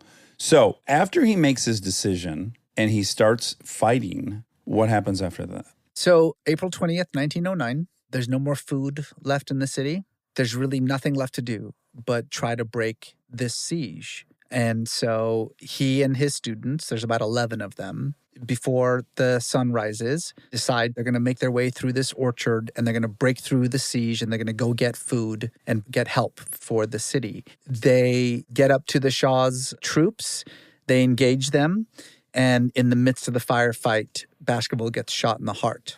His students manage to rescue him and carry him back out of the orchard in the middle of this firefight, but he dies. And the international attention starts to embarrass the Russians and the British because they're the ones who are backing the Shah. And so they force the Shah to declare a ceasefire so that food can be brought into the city. The revolutionaries use that ceasefire and Baskerville's death as a galvanizing thing. They break through the siege. They march from Tabriz to Tehran. They bring the Shah down, throw him into exile, recreate the constitution, rebuild the parliament, new elections. And the very, very first act of this new parliament is to declare this 24-year-old evangelical Christian kid from Nebraska to be a hero and a martyr for Iran. His tomb is still in Tabriz for generations. It was a pilgrimage site. People used to come from all You over said the the country. corners are worn Yeah, off. exactly. There's a bust of him. When I was a kid growing up in Iran, there were schools and streets and coffee shops named Baskerville. Why did it go away? The 79 revolution, it didn't start out this way, but it became a deeply anti-American movement. And the memory of Howard Baskerville was just kind of wiped from the history books in Iran. Nowadays, it's hard to find anyone under 70 who has heard of this kid. Generations, he was known as Iran's Lafayette. And now, not even in Tabriz, hardly anyone knows who he is. which is better than in America because in America, no one ever knew Yeah. who he was. Yeah, Do you know what I mean? yeah. And so it's a story that I've always known. It's like, oh yeah, George Washington cut down the cherry tree. Like, who told you that? I don't know. Right. I just Yeah. heard it. Same with me. Like, there was always in the back of my mind the story of this kid named Howard Baskerville who came from America and he fought in Iran for freedom against the Shah and he died and he was this hero. But that's kind of all I knew about him. What was most surprising as you got deeper into it? There's a lot about the story that was crazy, about just the revolution itself and the way that it worked. But the most surprising thing about it was for 100 and something years, there have been all this. It's like only 10 people care. But amongst those 10 people who care, there's been a lot of sort of conversations about why he did what he did. Did he leave Christianity? Did he become a Muslim? Is that what happened? He has this very famous line where he says, I am Persia's. And people were like, oh, so he stopped being an American and he became a Persian. That's why, he did what he... There's this constant try to figure out, like, why would he do this? Why would he die on behalf of a cause that wasn't his, a people that he barely knew, a country that's 10,000 miles away from his? Why would he do this? And then I found all these letters that he wrote. Oh, really? A letter to his mom, a letter to the American consul, where he literally says in no uncertain terms, I am doing this not because I've abandoned Christianity, but because this is what it means to be a Christian. Yeah. It means being willing to sacrifice yourself for people who are being downtrodden and marginalized and oppressed. I'm not doing this because I abandoned my American citizenship. This is what it means to be an American. The State Department is saying there's no such thing as Muslim democracy. Don't do this. And he's like, democracy is either universal or it's not. It's either confined only to Christians or it's not. And I believe it's not. And I truly believe that looking at where we are right now, where far from promoting democracy in the rest of the world, like we're barely interested in democracy here anymore. We're at a time in which whatever you think about religion and whatever you think about Christianity, that this is a force that in America has married itself to the most despicable parts of the far right and seems almost fully focused on making sure that the rest of us have to live according to whatever their particular viewpoint is. And here's a kid who 116 years ago was like, that's not what Christianity is. That's not what Americanism is. That's not what democracy is. And I'm going to go and die for it. And no one has heard about this kid. So in essence, it sounds like what you are drawn to is fighting for democracy. No. It's not. What I'm drawn to is putting your beliefs into practice. James, the brother of Jesus, has his own letter in the New Testament. It's called the Epistle of James. He didn't write it because he's illiterate. One of his followers wrote it, but it represents his beliefs. He says in this letter what is my favorite Bible verse, which is, faith without works is dead. That's an AA saying. It is? Faith. Co-opted that. And he's actually talking to Paul, by the way, because Paul is like, you don't have to do anything. Works don't matter. There's nothing that you can do to be saved. Salvation is a gift from Jesus. All you got to do is believe in him, nothing else. And Yeah. James is like, what the fuck are you talking about? Yeah, James yeah. says, I'll show you my faith by my works. And whether you're a religious person or a faithful person or not, Well, it works great in sobriety. there you go. Yeah. People would love to be so ashamed and humiliated by themselves one morning that they could decide never to drink again, i.e. faith, and that will carry them through the day and into the future. And only work will do that. Yeah. I am animated by people who put their beliefs into practice. Mhm. Whether it's Jesus or Muhammad or some 22-year-old kid in the middle of fucking nowhere. That's what I consider to be a hero. And I just think that nowadays more than ever, not just because of all the shit between America and Iran. Obviously, there's something really interesting about this American kid who died for Iran and who's a hero in Iran or used to be a hero in Do Iran. you think we should be doing something currently? Is this perfect bad timing for this book? It is perfect bad timing, yeah. This is a book about a kid who died in Iran's first revolution. And the very exact same things that those people were fighting for 116 years ago. A say in the decisions that ruled their lives. Freedom to make their own choices.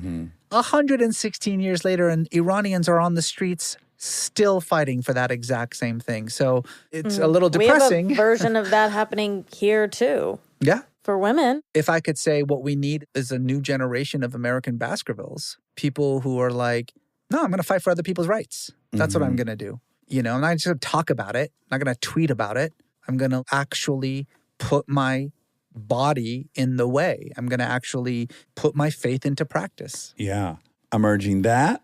And I'm also, for the personality types Adam Grant told us about that I suffer from, I hope if you are an individualist, you're minimally helping like 3 people. Maybe it's not your appetite to tackle the global issue, but by God, you should be being of service to something other than yourself. You can still have your actions match your beliefs in life, whether or not it's outward. Philanthropic. Yeah. It doesn't have to be in the world stage. Yeah. But like, what good are beliefs if you don't actually put them into practice? It's bullshit. Yeah. When people tell you, like, I'm the type of person that's blank. I don't know. You are what you do. are what you do. That's what Adam Grant would say, by the way. 1,000%. Okay, Reza, you have so much going on. You're teaching creative writing at UC Riverside. That's incredible. You co-host with Rain, Metaphysical love Milkshake. Rain. We love so him. good. He's the best. Serious thinker. Also, your book, which we ended up talking a ton about, Zealot, The Life and Times of Jesus of Nazareth. You won a James Joyce Award for that. That's incredible. It's being turned into a movie that you're writing with someone else. Yes. So good luck on that. Also a producer on Leftovers, producer on a bunch of other great shows. Yes. Emmy nominated, everything. You're fantastic. This has been a blast. I love the dance. Yeah. And So thank much you for coming so Thanks. much in person. I really, really enjoyed this. I'm so glad. Can I go pee now? Yes. Yes, We'll let can you off be- the hook. You can be where you're at. You can use the bathroom. The sky's the limit. Thank you so much. That was so much fun, guys.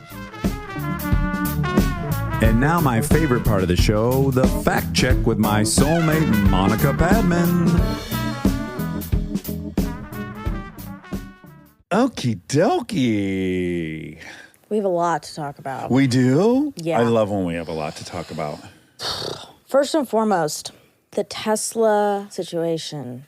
It's worse. It's gotten worse. It's gotten way the worse. Infestation? Yes. Oh my God. Do you think they're giving away Teslas perhaps and we just don't know it? I think, and Laura, I told Laura this and she said, yeah, I bet they just released a bunch. So I think it's real. There was a clog in the system and then now it's opened up. Abundant.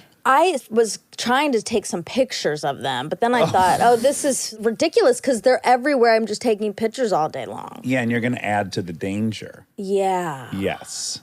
It's already too dangerous. With the infestation, now if you're photographing all of them, Life is so dangerous. it's really dangerous. Yeah. So anyway, just update. They're everywhere. Be careful. Would you recommend that people, like tourists, come just to see, like the locusts? Like you might want to be a tourist that checks out the locust infestation. Yeah, I Should people mean- fly here to check this out? They need to come prepared. Okay, with their best defensive driving skills. It's like dark tourists. Like they're here to see something scary, but then they might get killed That's true. by the silent killer Tesla. White Tesla. Do you want to hear my update from yesterday? Yes. Little discouraging of a day. Tell everyone what you were doing first. Okay, so I went to the track yesterday. I haven't been in, I don't know, 6 months, maybe more. Yeah. Since I got my new cool race bike, road course. So, headline, this is a Monica story. I feel love like it. I feel like it's a Monica story. So it goes nowhere.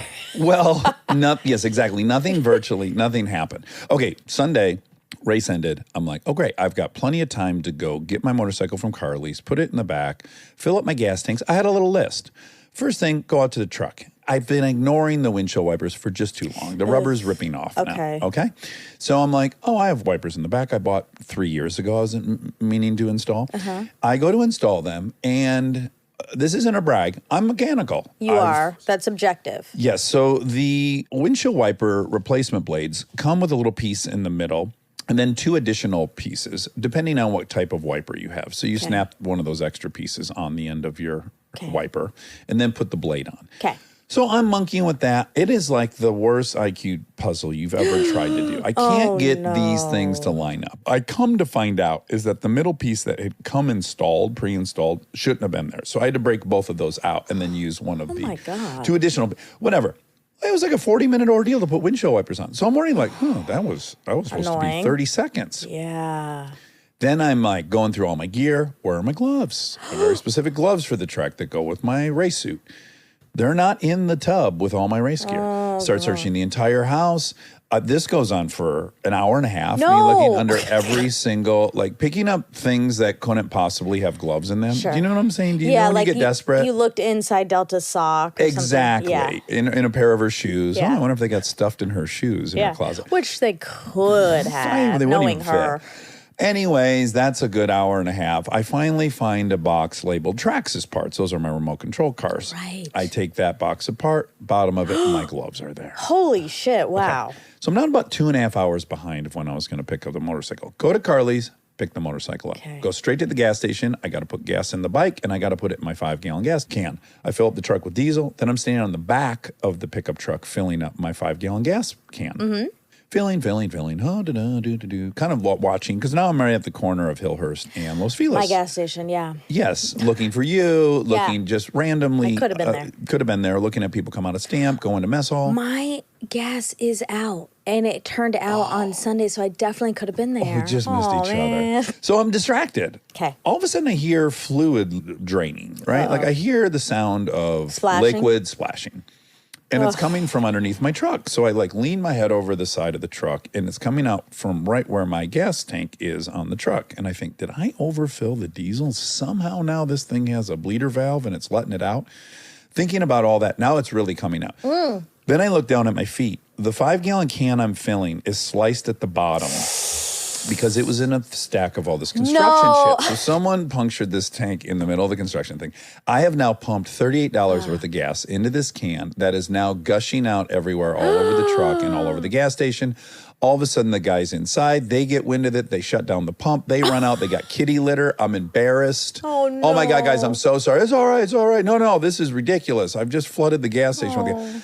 I'm sorry. Did you cry? I didn't cry, but at this point, post gloves, windshield wipers. That's a lot. It was like starting to get a little crazy. So as I jump out of the truck and I'm now surveying how much gas is just pouring out of the bed of the truck, I notice, the rear tire is about to explode. It has bulged on one side. What? It's a bit dry rotted, and that's not making it 130 miles up to Buttonwillow. So I'm like, oh my God, if I don't deal with this right now, I'm going to have a blowout tomorrow on the side of the road. It's going to be much harder to deal with then. Bring the truck home. I don't have any tools. They're all in my bus. My bus is in Texas. Oh my God. Go over to Carly's, scratch together some tools Is from it my 10 p.m.? We're getting around, well, I can tell you because of what comes next. Okay. We're probably around 5. My plan now is to get the spare off the truck and put it on. First I think I have backup wheels at Carly's. I go over there. No, I just saved the rims, not the tires. Then I come back here. Now I'm trying to lower the spare tire sits under the truck bed, and you put this long rod in the bumper and you spin it, and it slowly lowers down the spare tire. It's complicated. Yeah. Trying. It will not catch. I'm putting the rod in, then I'm pulling it out, putting the rod in. I get so frustrated. I'm like, well, this isn't happening. I'm not getting the spare down. Something's fucking broken with the little nub inside for the spare. Now I'm hightailing it to every tire shop in LA because they all close at 6. I'm all the way out in Culver City. I've gone to 5 of them. No one has the size tire I need. I am now... Culver City? Yeah, at this point, I'm having to be responsible and go like, how many signs would one person need before they wouldn't go to the track? Now I'm getting superstitious. Wow, I didn't even go. I can't believe I didn't go there. I'm shocked you didn't. That seems like where you would have gone. Well, I guess because I knew you're fine. Yeah, Morty, it's post-track. Yes. Okay, so then I'm like, well, I'm going to have to figure out how to get that spare down. I come back down. I crawl under the truck. I figure out. Wait, what happened in Culver City? Oh, no one ever had the tires. So I just place after place after place. Oh my God. I struck out entirely. And then I get back to the driveway, and now I get under the truck and I'm monkeying with the linkage, and I figure out, the tube's not connected to the thing. I finally get that connected. I then lower down the spare finally. Now I put the spare up next to the rear tire, realize it's shorter because I have aftermarket wheels and tires on the truck. You can't have a smaller tire on one side than the other in the back because you have a differential, and it'll stress out the differential the entire ride back and forth 300 miles. That's not an option. So now I have to put the spare tire on the front of the truck change Move those tires, that tire then to move the back. front tire back to the rear of the my truck. God. By the time all this concluded, it was now 8 o'clock at night. Oh my God. And my level of exhaustion, I just haven't had in any time I can remember. I went to bed at 8:30. I had to say to Kristen, like, I'm so sorry, but I'm just out. It was Game of Thrones night. It was a lot of things. I went to bed at 8:30. I woke up at 6 to go to the track thinking, I didn't sleep all that great, but whatever. Yeah. Thinking I'll feel better tomorrow. Well, I got up. I didn't feel that great. Oh, I was no. very exhausted. Yeah. So I drive up to the track, 125 miles away. Also, because the tire is smaller in front, it's pulling to the right. So I'm kind of fighting the steering wheel the whole ride up. Okay. I get up there. Okay, fuck it. We're at the track now. Unload my bike. Mind you, I was supposed to pack a cooler. Ran out of time for that. I was supposed to pack a chair. About 9 things I didn't bring that I would need for the track. Get there, go to put on my suit that I haven't worn in probably 9 months, I guess. Yeah. My leathers. Yeah. That were made for me. Yeah. Custom. Custom. Limited They're edition. gorgeous. Alpine stars, beautiful bullseye, my signature bullseyes. They are really Yeah, nice. They're cool. I can't get them on. My thighs are too big. I would not have predicted that I had gains in Wow, my thighs that's that much. exciting. You love that. Both flattering, I guess, or like encouraging. But now, oh my God, I can't get them up over my thighs. Wow, this is interesting because this is all you've ever wanted. All I ever wanted was to be a thigh guy like Max. Yeah, and turns out it bit you. It was my downfall. Now, again, the leather suit is a one-piece suit. You go legs first. So if you can't get it up over your thighs, it's not tall enough in back. Now, I already have the 2 shoulder surgeries. So already getting into the suit is a real drag for the shoulders. Steve DeCastro has to help me. It's already a thing on a good day when my thighs fit in the suit. I am jerking on them. I am I'm trying my hardest to get them over my thighs. It's incredible. I This feel is a like comedy. these stories I hear of someone trying to squeeze into a 4, but they've become a 7 or something. Like so I am jerking and 7. tugging and jerking and tugging, and then I get them up just high enough to get my shoulders in. I throw up my right shoulder. I'm now in the suit, and Monica, I'm exhausted. Are you a big I'm boy in a sweating. little jacket? What is it? Big boy in a little coat. Yeah, jacket, coat. Okay. Big boy, Is no, it big guy in a little suit. Big guy in a little suit. Okay.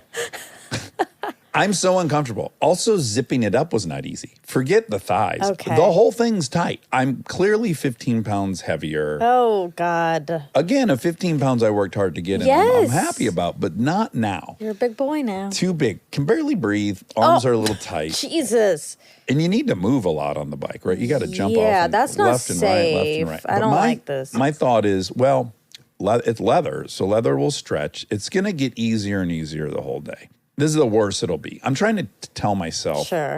have a good attitude. I'm also sweating bullets now. It's 9 a.m. and I look like I'm in the sauna. Wait, Just 'cause getting it's- into the suit. Oh, God. And now I'm in a full leather suit and it's 91 degrees Oh, out. my God. Yeah. Hop on the bike for the first session, and it's a fine first session. Okay.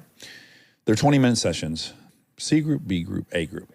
So I go out first A group session, ride for 20 minutes, and the whole time I'm like, I am sore and I am tired, and this suit is not allowing me to do what I need to do. Come back in, I'm pretty discouraged. Get off the bike. And now here's another thing. Normally, in between sessions, you take your top of your suit off and you let it hang around your waist, and so you you're can shirtless cool so you off. can cool off because it's 91 and you're sweaty. But I can't get this. I can't take the suit off because I'll never get back into it. So I'm sitting for the 40 minutes between the sessions, just dripping sweat. I'm guzzling water. I go back out for my second session, and now things start to click. Second session. Okay. Okay. I start running 207s. I'm happy with that. Okay. So I'm running 207s, pretty good, feeling great. Come back in. Okay, good. That was kind of worth it. Sit again for another 40 minutes, sweating. Get back out there for the third session. I'm going into the last turn on the straightaway. I go to downshift. Oh, that feels weird. What's going on? I glance down. All my shifting linkage has fallen off the motorcycle. So I'm in 6th gear going into this turn. You need to really go from 6th down to 3rd and then onto the straightaway. Did you So- fall? No, I didn't fall. I didn't fall. But I had to nurse it off the track and ride in the sand, come back in. Suffice to say, I'm pretty discouraged now. My motorcycle, the linkage fell off. I've never had that. 17 years going to the track. I get the bike back into the pits. Luckily, I'm with several mechanics. Big shout out, Sasan. Okay. He owns a motorcycle shop, Metric Moto, down in Marina Del Rey. Ooh. Love the guy. Okay. He's got some parts, thank God, because I lost parts. I get everything back together, and I decide I'm taking a session off because now I'm so hot. And then it's a lunch break. So now I take my suit off. Yeah. Big tactical error. Okay, lunch, fix the linkage, skip a section, back on would be the fourth session. I get myself back into that suit. It's now wet. Oh my God. From the sweat. Oh my God. It requires even more help for more people to get me in this suit. You don't watch Friends, so you don't understand this, but there's an episode where Ross is trying to put on, he has these leather pants. Okay. And then he takes them off to go to the bathroom and he's sweating from the pants, so he can't get them back on. And he's on a date and it's hilarious. Oh, this is identical. Hoodwinksy. Yeah, hijinksy. Hijinksy, thank you. I was having that exact experience with Epitrap. Okay, all this to say, I go back out for my fourth session. Okay. I'm not able to move much in the suit, and then I can't really downshift. The linkage is back on, but something's not letting me go down 2 gears when I need to. It's fucking with me.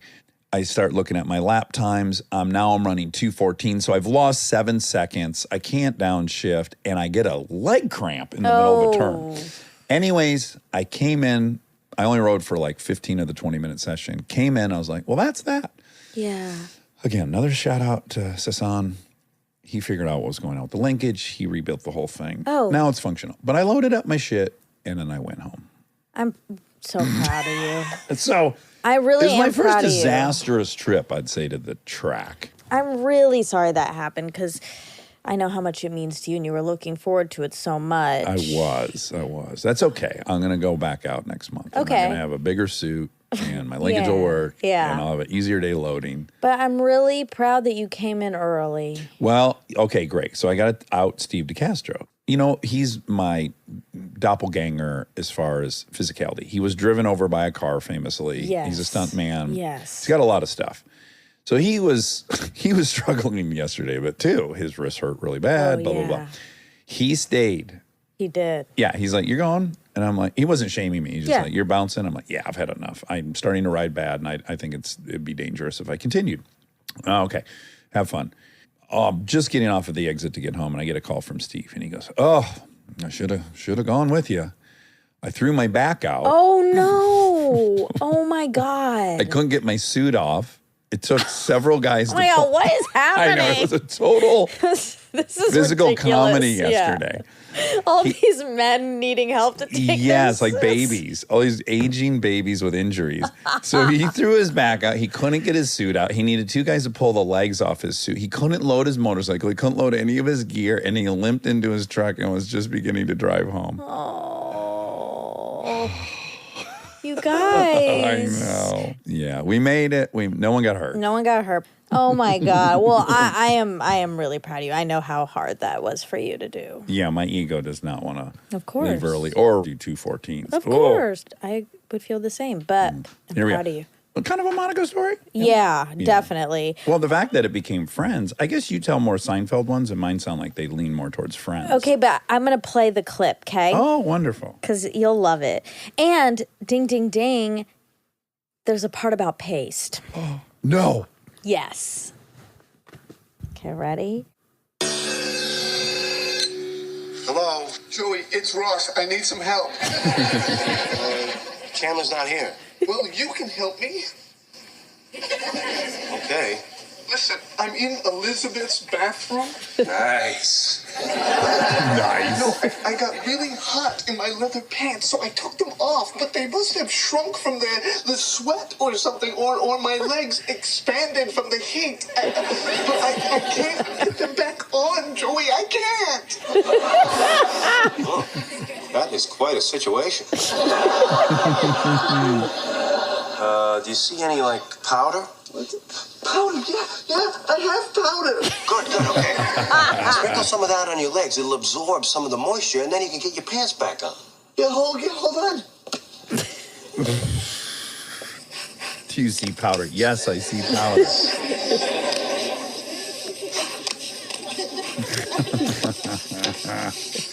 For the audience, he's thoroughly covered in talc. They're not coming on, man. You see any, Vaseline? I see lotion. I have lotion. Will that work? Yeah, sure. Will Throw that some of that work? on there. Hold on.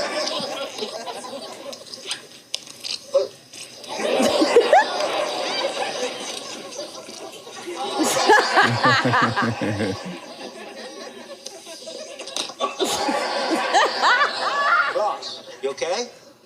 They're still not coming on, man. And the lotion and the powder have made a paste. Really? What color is it? What difference does that make? Well, if the paste matches the pants, you can make yourself a pair of paste pants and you won't know the difference. Paste pants. That was my favorite show. Did you like that? Did it Yes, that's ring a virtually bell? what happened. Yeah. Oh, it's really funny.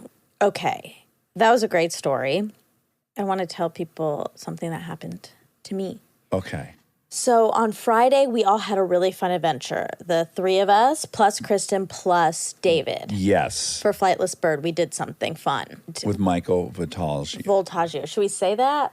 We can. Okay. We did something really fun with Michael Voltaggio, Top Chef. So exciting. Turns out to be the sweetest guy on planet Earth, additionally. Yes, and his fiancee Bria. Yeah. We had dinner at Michael's house. So this is a big deal for Rob and I because we understand what this means to be. You knew going in Yes. what this meant. I was a little in the dark. Sure, and so is David. Yeah. But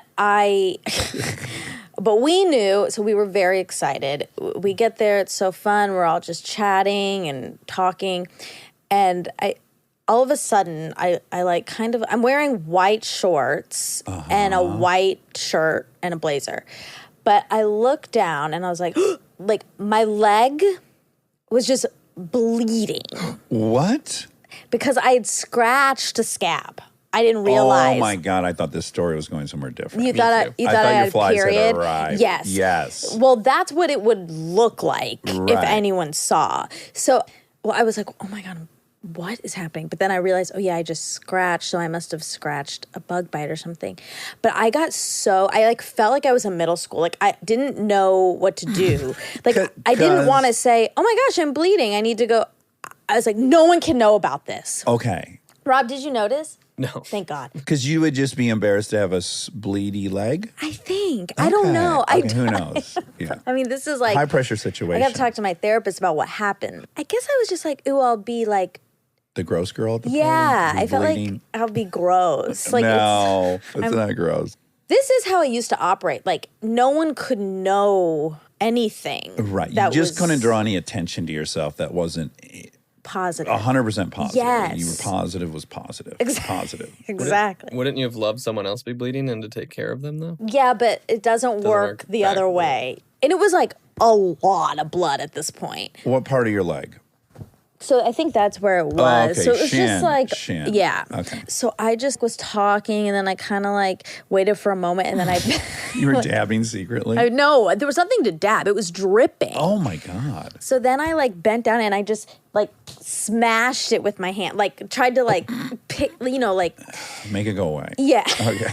Like Smash it clean into it with my oblivion. hand, basically. And you weren't worried that they have blood all over your hand? Well, then I, of course, had blood all over my hand. Okay. Is this all at the table? No, this is while we're standing around the island, all kind of chatting, but everyone's sort of in their own world. I mean, I'm staring at Michael. We're talking, and then I'm just like kind of doing this other thing. Right. A little distracted. I wonder if he detected it. I know. I would have known you were wrestling with something. You would have noticed probably. But Rob at one point started saying something to Michael, so he got diverted a little bit. And so then I could really like smash it around my leg so it didn't look so noticeable. Yeah. Did it cross your mind to just go to the bathroom? Yes. I was waiting though until I had smashed it enough before I went to the bathroom because if I was like, where's the bathroom? They would see the blood. Got you.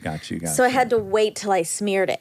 So then I did, and then I'm rubbing my hands together to get the blood smashed. I Yes, guess yes, I was yes. just like trying to dissipate my it everywhere. technique was smash. Eventually, I was just like, "Is there a restroom?" And then I went. And then I cleaned up. But Okay. wow, what an experience! I didn't even know that had happened. So when I got there, Nobody knew. You had already had that whole experience. Okay. Well, you seemed cool as a cucumber by the time I got there. Thank you. By then, it was fine. I was clean. Oh, this is a cute travel vessel you have. Thank you. Yeah. It was, this is another thing that happened. Oh. It was in the trunk of my car. So Rob, David, and I drove together. This Yeah. was a big point of contention because I didn't want to ride with Rob because I don't like riding in Teslas. Yeah, because you get a little car sick. Exactly. It had nothing to do with Rob's driving. So I was like, let's take my car. Or you said, why don't you take your car Yeah, then? you got this gorgeous car Exactly. built for the highway. Yeah. So I went to my car to drive to Rob's to pick up Rob and David. And I'm like, oh, fuck. The back seat, it's like a mess. It's a mess in here. Yeah. So then I just grab all the shit and I throw it in the trunk. Now, I've done that like 6 or 7 times, Yeah. over the past year. Yeah. So the trunk is full. Yes, it's at max capacity. It's full of junk. Ding, Yeah, ding, yeah. ding, friends, Monica's closet. People will know. Okay. But the inside looked great at this point. So I'm like, it's fine. No one will notice. And then I drive up. They have stuff. They're walking in. And I'm about to say, hey, put it in the back. And they had already popped the trunk open. Oh, were you embarrassed? And I was like, no. Oh, you I started screamed. screaming. Yeah. Things exploded everywhere. Spring "Don't noises. open Boing, doing, boing. It's like I had a body in there. I was like, don't open. It's like when I reacted to you drinking my phlegm. Yes. Yeah. Yes. And anyways, it was too late. They had already seen the chaos. They saw the skeletons in the closet. And they Literally. still loved you. I don't know. Rob, did your opinion of Monica go down at all? No, not at all. Oh, yeah. David said I was deranged. Oh, that sounds like a compliment from him. Yeah. So anyway, I cleaned it this weekend. Oh, wonderful. And I found this old mug. Oh, it's gorgeous. That's what Natalie's trunk looks like, so that's fine. I mean, It's not what Kristen's trunk looks like. yeah, true. It's hard to be a woman in 2022. I know. You guys have a lot of different pressures. Yeah. I blame it on this. I don't have a house where I can pull up right in front of the house. Right. You'd have to lug a bunch of stuff from a carport Exactly. Which down I a did driveway yesterday. onto a public sidewalk. Yeah. Yes. It's a whole to-do. Yeah. You don't want to be paparazzi photographed holding a bunch of random items and dirty Exactly. clothes. And like 2 hats. Yes. 3 coffee mugs. Mm-hmm. Like Monica spotted in many hats, loves coffee. Anyway, so that was a secret that happened with my blood. Oh. I would have spotted it. I know. I'm glad you weren't there. You'd have been like, Monica, you're bleeding. Oh, everybody. Monica's bleeding. Give a first aid kit. Everyone help. Yeah. Anywho, okay, so this is for Reza. Really Dancey dance episode. really fun dance.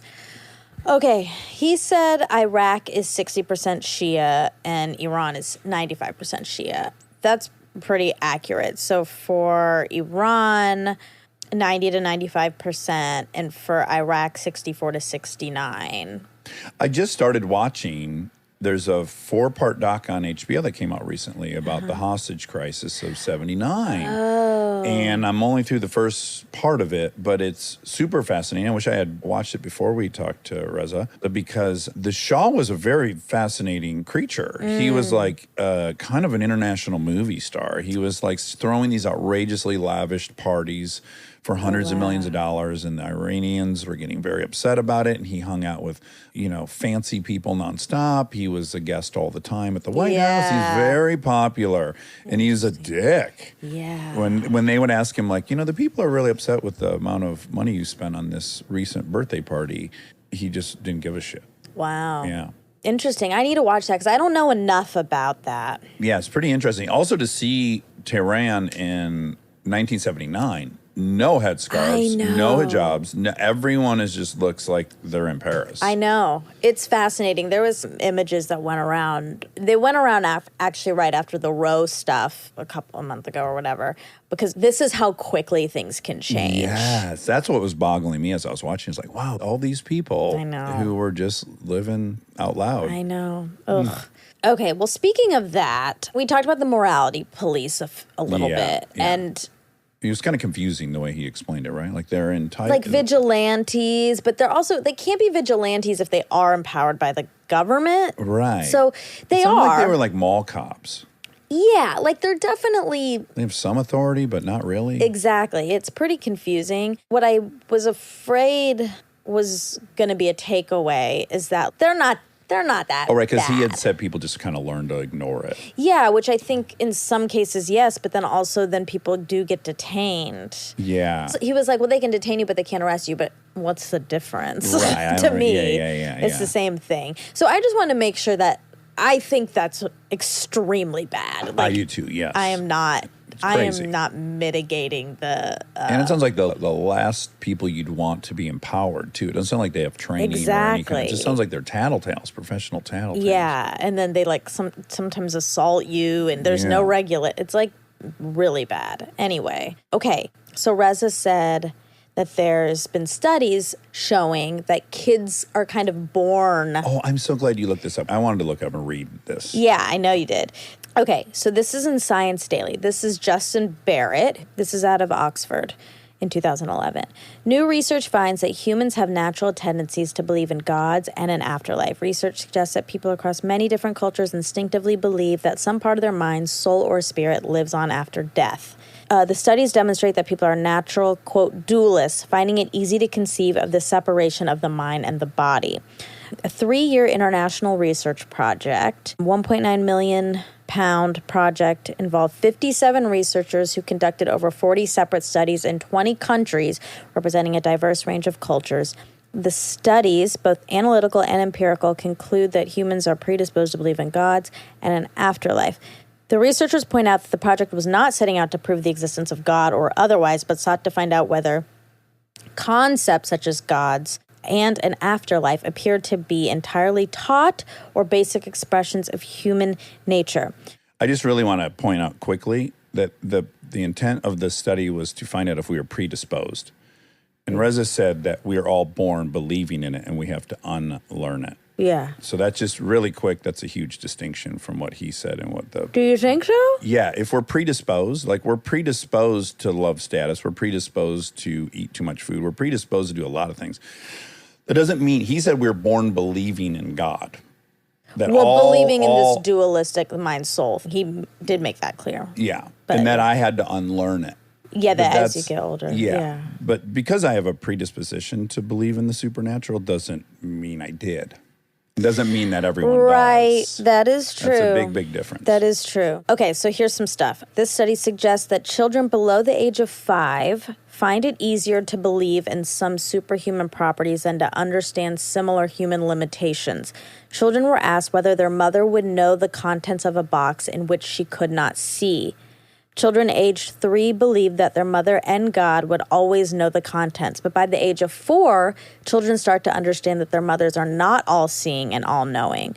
However, children may continue to believe in all-seeing, all-knowing supernatural agents such as God or gods. Barrett said, this project does not set out to prove God or gods exist. Just because we find it easier to think in a particular way does not mean that it is true, in fact.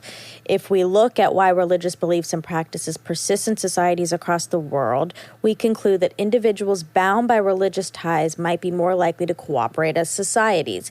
Interestingly, we found that religion is less likely to thrive in populations living in cities in developed nations where there is already a strong social support network. That's kind of what you said. Okay. Yeah. Okay, wait. And then there was this. No, that's not what I want. Wrong hyperlink. There was a Vox one as well. Okay, so this Vox article also talks about that experiment, but then says a new study out earlier this year, this was 2014, Okay. pushes against Barrett's conclusion. Published in the July issue of Cognitive Science, the article presents findings that seem to show that children's belief in the supernatural are the result of their education. Further argued the researchers, quote, exposure to religious ideas has a powerful impact on children's differentiation between reality and fiction. The study found that childhood exposure to religious ideas may influence children's conception of what could actually happen. She also told me her research suggests that Barrett's born believers thesis is wrong, that children don't possess a, quote, innate bias towards religious belief. They conducted their research by They gave a total of 66 kindergartners 3 different narratives. 1 religious, 2 historical, and 3 fantastical. An example of 1 was telling the kids the story of Moses parting the Red Sea. Then they changed the story in 2 ways. For the historical version, they told the same story of Moses and the Israelites crossing the Red Sea, but they took out all the references to God and miracles. Moses crossed the water in a boat. For the fantastical version, God was replaced with some other fantasy mechanism. All across the board, children thought the historical narratives were true. When it came to religious stories, predictably children... Spam. When it came to religious stories, predictably children raised in religious settings classified them as true, while kids raised in secular setting classified them as fictional. That is interesting. Yeah. Yeah, the way you would conduct these tests would be everything. Yeah, I liked him so much. Me too. I didn't agree with him on that one point, but I loved the masterclass in the Bible he gave us. And me too. And I also really appreciated that he kind of made the distinction. It's people's interpretation, all of it. It's a language to communicate. Yeah. Language and symbol to communicate these feelings of that are hard bigger. to communicate. Yeah. I really liked that. He was like, that's just a language I prefer speaking. And I like that. And then this is ironic. I actually liked that his premise was we were all born believing in something bigger. Because at some point I was like, is he just playing a game? He's like, I choose Islam, but I don't think it's really important. I don't think it's one better than another. I started thinking, is he really agnostic and he's just perpetuate? But once he got to that point, I was like, no, he legit believes in a omnipresence. Well, he definitely does, because he's like searched like the Christianity and then back. Anyway, I really, really liked the episode. It was really good. Me too. And that's all. That was everything. Yeah. Okay. Well, I love you. I love you. Is there anything else we need to talk about? Your dazzling outfit. We have a guest coming on. We have that a is fashionista. Apex fashionista. So I'm intimidated. Luckily, it's Zoom. Really quick, tell me about the sweater. It's outrageous. Oh, thank you. I got it at Mohawk General Store. It's not the row. Okay. It's pink. It's knit. It has a turtleneck. It's oversized. It has blue flowers. Yeah. And when the photos come up for this episode, every comment I will get will be, tell us where Monica's sweater is from. And I paired it with a army green silk skirt from J. Crew. Shout out J. Crew. They're back. Turning a corner. They are back. High fashion. They're doing amazing stuff over there. So I might get one. Get one. A silk skirt. Get yellow. Now that I wear harem pants, I might be ready You're for on a your silk skirt. Brad Pitt, your style icon. We're here. All right, All right, love you.